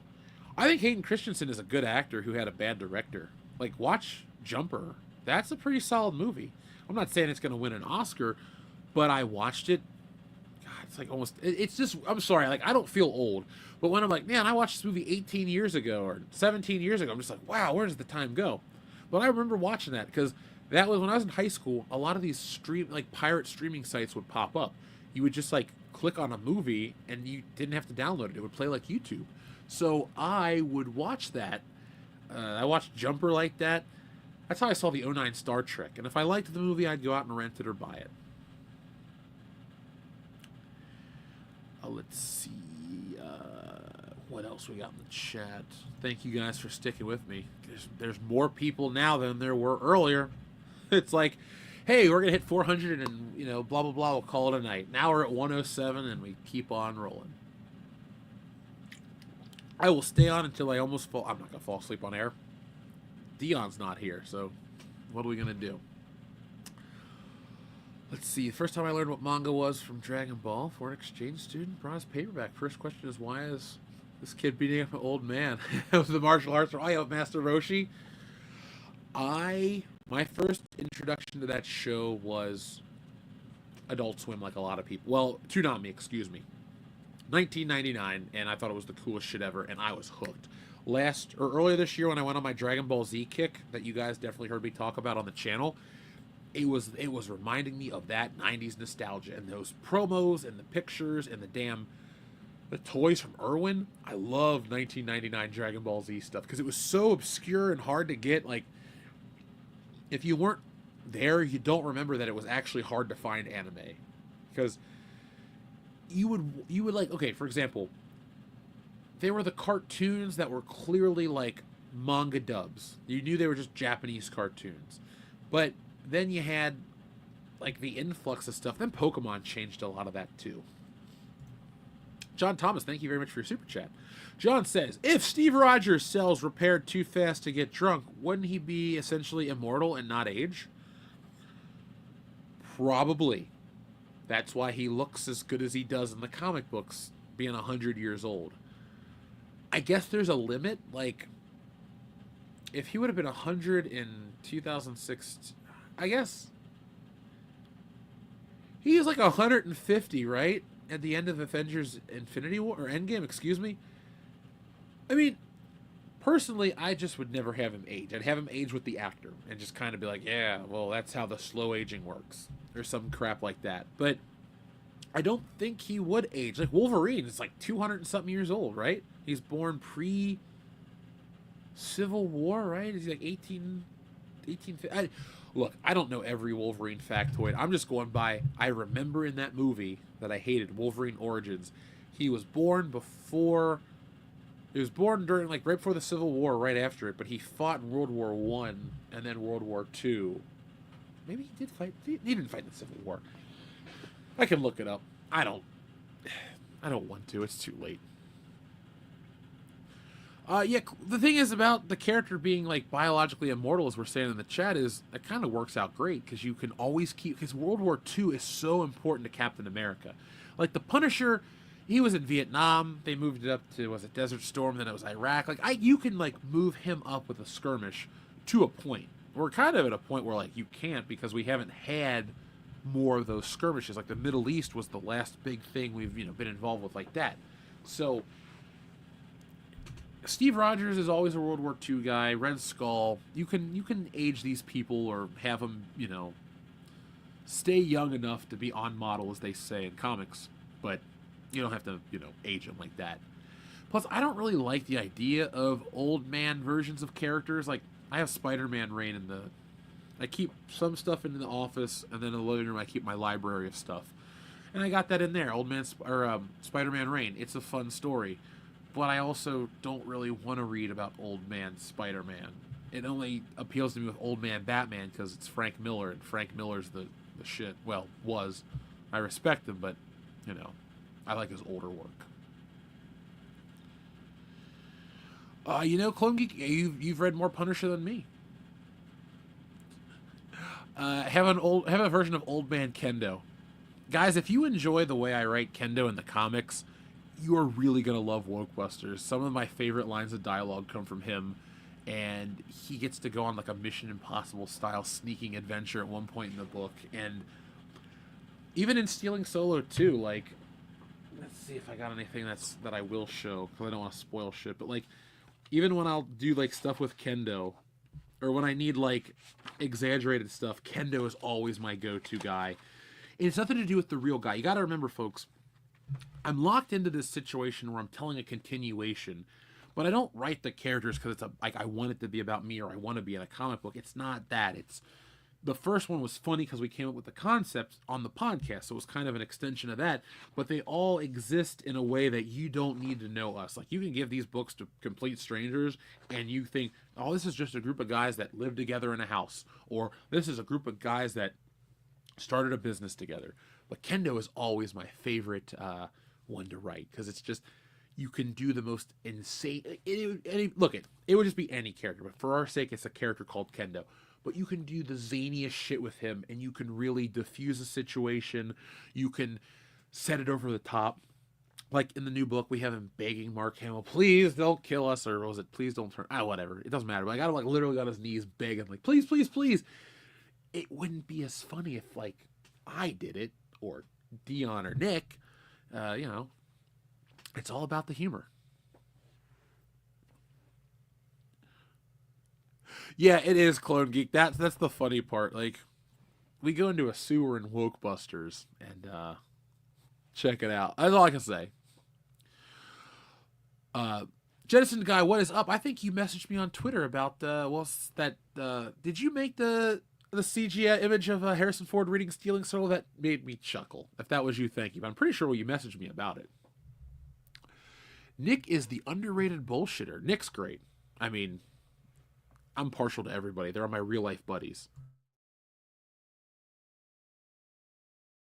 But with Wokebusters, and this isn't more of like a personal thing, but I wanted to balance characters because one day I will write a team superhero book for the hell of it. That's not my big plan, but I do want to do one.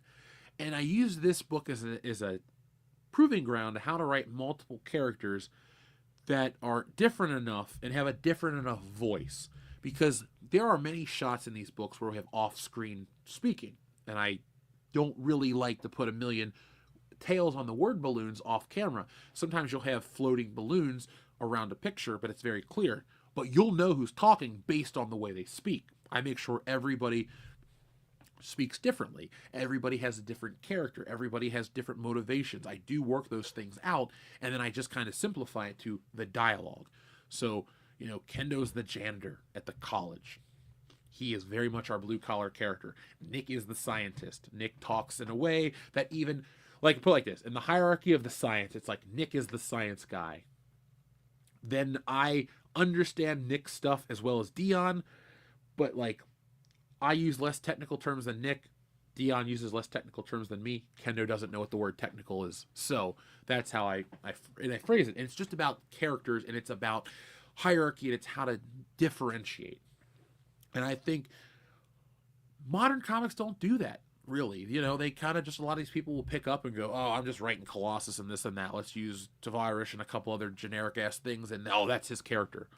But you got to do more than that. And I believe the character's voice, you should know who's speaking without seeing them, and you should be able to read my comics and know everything that's happening without actually reading the text. I pride myself with Wokebusters, a very clear book to understand. That's what I labored over, because it's such a big concept. But how do you relay that concept? You make it very digestible and readable, and you make it to a point where it wasn't difficult. Mecha Kev says, Skeleton Crew ruled. Well, at the beginning of this show, I actually had positive things to say about it. I didn't dump on the show. You guys can go back and listen to the replay of that. This wasn't an angry show at all. It turned into be 3 hours of me hanging out with you guys, but the first hour and change was talking about how Skeleton Crew isn't really that terrible. So, go back and check it out, Mecha Kev. You might be surprised. I think a lot of people think everything on this channel they hate. No, you guys just happen to click on the videos of stuff I don't like, but there's a lot of positivity. John, I'm not going to give you spoilers for the third book. I'll tell you this. I won't take Frankenfisher, the Bride of Solo. That's all I can say. But you don't want to know too much. You want to know about the second book, which will be ready for the spring. I got to really hit it hard, but that's what tomorrow starts and everything else. So I don't want to spoil it for you.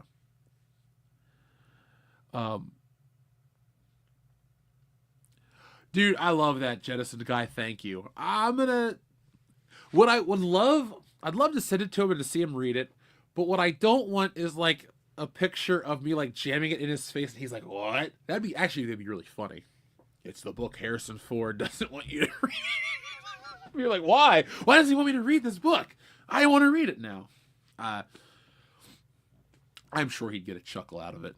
I mean, I did all my legal work for the parody stuff.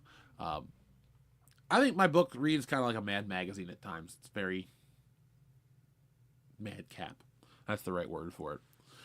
But no, I loved that Jettison guy. I thought it was cool to see. Showed it to my mom. She's like, that's cool. So who knows? Maybe one day. Actually, I just need to push to make it happen. A lot of these things people say, oh, maybe one day. You just kind of have to push them to make happen. So when I'm ready to send out the next one, I'll send them all to everybody. Because that'd be cool. I mean, like I said, I do it for the audience. I do it for my enjoyment and stuff like that. But if they liked it, that would be pretty cool too. It'd be nice to be like, oh, you're that guy that kidnapped me. Ha ha. yeah, man, we got you. Like, I don't know. I mean, you gotta remember, I like Harrison Ford too. It'd be weird to hear him talk about that. I'd be like, yeah, uh huh. Oh, you read it? Shit, cool, thank you. And then I would try not to gush about Indiana Jones because I do love those movies. Oh, okay. So we're gonna go guaranteed 3 full hours tonight because there's more people watching now than when I started. Thank you guys so much. I think you guys are learning to stick around for the streams. I'm also learning that you guys like solo streams too. So in the new year, we'll figure those out. Let's see. Anybody got anything else obscure or random to ask before we close this out?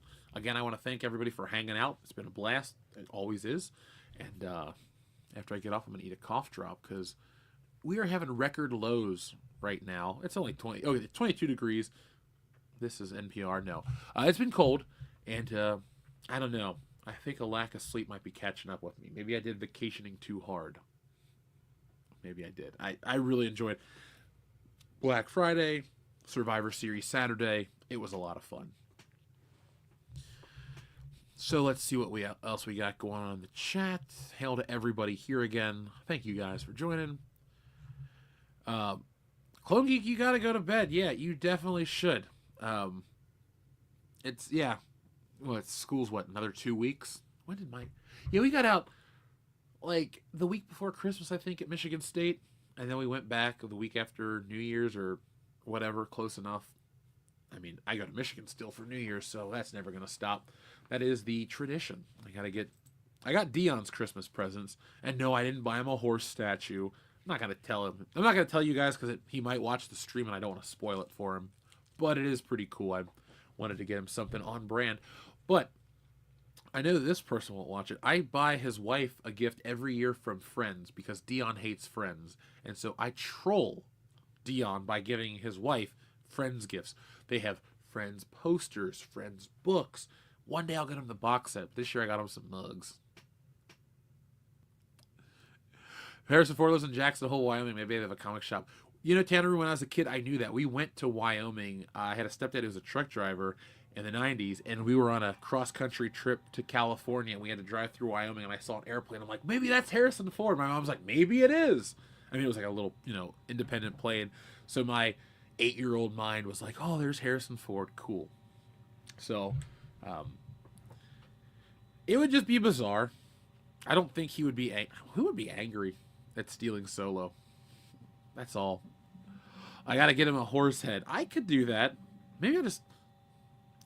Oh, I did that. So I don't know if you guys were watching back then or saw it, but when we did our Rise of Skywalker review, I bought everybody horse heads to wear. And Dion did not like that. But we all wore them. There's pictures of us in those horse heads. We look like dicks. Actually, we look like the elves from A Christmas Story. Remember the one that's like, hurry up, kid. You're making everybody wait. And like the thing flops. We looked like that. We looked like assholes. But I did not put any horse references in Woke Busters. I'm sorry for the 5 people out there. They're like, oh man, what about a horse? No. But where the white women at is not referenced in the book, but it happens in the book essentially. Jeez, there's more people watching now than before. Thank you, everybody. Thank you. Oh, let's see. We got the countdown on. I don't want to sound like I'm not interested. I'm just tired. But folks, we will have a good show tomorrow night. I am looking up for topics right now. In the new year, I'm going to do a big overhaul. I'm going to finally do the one thing I've been wanting to make, or make the one thing I want to make, intros for the show. Oh, here's a quick thing too.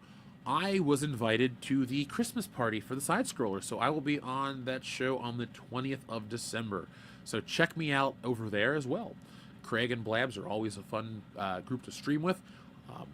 Glad they messaged me, because like I've said on the show before, I used to watch Stutter and Craig and Screw Attack and all that stuff in college. I was a big fan of that kind of stuff. So it's kind of surreal for me to like stream with him. It's cool.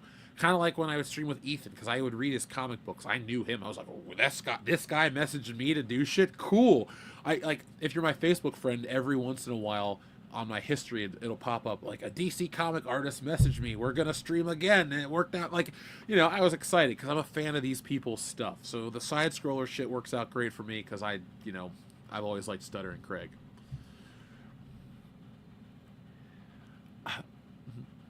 You know, John Thomas, I have a lot of complaints about Avengers Endgame. I don't want to complain incessantly because people like the movie, and I don't want to be that guy, but Infinity War was awesome. That movie kicked ass, and the follow-up just kind of underwhelmed me. And I'm glad it like blew everybody away and made all the money and did all that stuff, but it kind of put the nail in the coffin, and you can't, you know, pull it out. There's no way these next series of films are gonna... There's no way this next series of films are gonna make bank at the box office. Thank you, Jensen guy. I thought the caption for Harry reading Stealing Solo would be him pissed thinking these guys are making money off my kidnapping. You know, when I saw that, I was thinking like a thought balloon. I need to get better security or something like that, because he's kind of looking over. Like, I just imagine him looking over his shoulder like, oh shit. But the day he reads it, I'm sure he'll just chuckle. I don't think Harrison Ford's ever read a comic book. I mean, I could be wrong. It would be funny because I've had a lot of listeners be like, you're the first comic book I bought in 20 years. Superfan Adam Shawhan was that guy. He's like, I haven't bought a comic book ever. And, you know, not ever, excuse me, in 20 years. And I'm like, well, thank you. And so it always makes me feel good about that kind of stuff. And I'm, like I said, folks, as I close this out, I'm grateful that I get to do this stuff. Thank you guys for showing so much interest. It helps stay motivated when the work doesn't get like hard, like, oh, it's so difficult, I'm slaving away. It's, man, this file needs to be edited 19 times, or, oh man, the margin, like some of the technical stuff that you guys don't think about, that some creators don't really know about, is the time-consuming part. It has taken a lot longer on some of the production of the book, and it's, you know, I don't hate it. It just, you know, it takes a while. But once it's done, it's in print forever. There it is. So that book is at the printer, folks. Stealing Solo 2 will be available to crowdfund this tax season, and then we'll be off to the races for Christmas 93 next Christmas. That book is going to happen for Christmas because, come on now, who doesn't want to read a heartwarming true Christmas story about some of our favorite nostalgic 90s moments, the Power Rangers? It's going to be awesome. I hope we don't see gay Iceman. Not that there's anything wrong with being gay, but Bobby Drake is not a gay character. Jean Grey forced that on him because of crappy writing. And Marvel, if they're smart, will never adapt anything ever again from a Marvel comic from 2013 on. They need to stop. That's it. That's all she wrote. There's no she. Murder, She Wrote, no. Well, folks, I'm going to go. I'm going to fall asleep after I brush my teeth. So thank you for watching. I'll be back next time with more, which is tonight, technically. But in the meantime, be smart, be safe, be cool, but always be excellent to each other. Nice shooting, son. What's your name? My name is Jeff.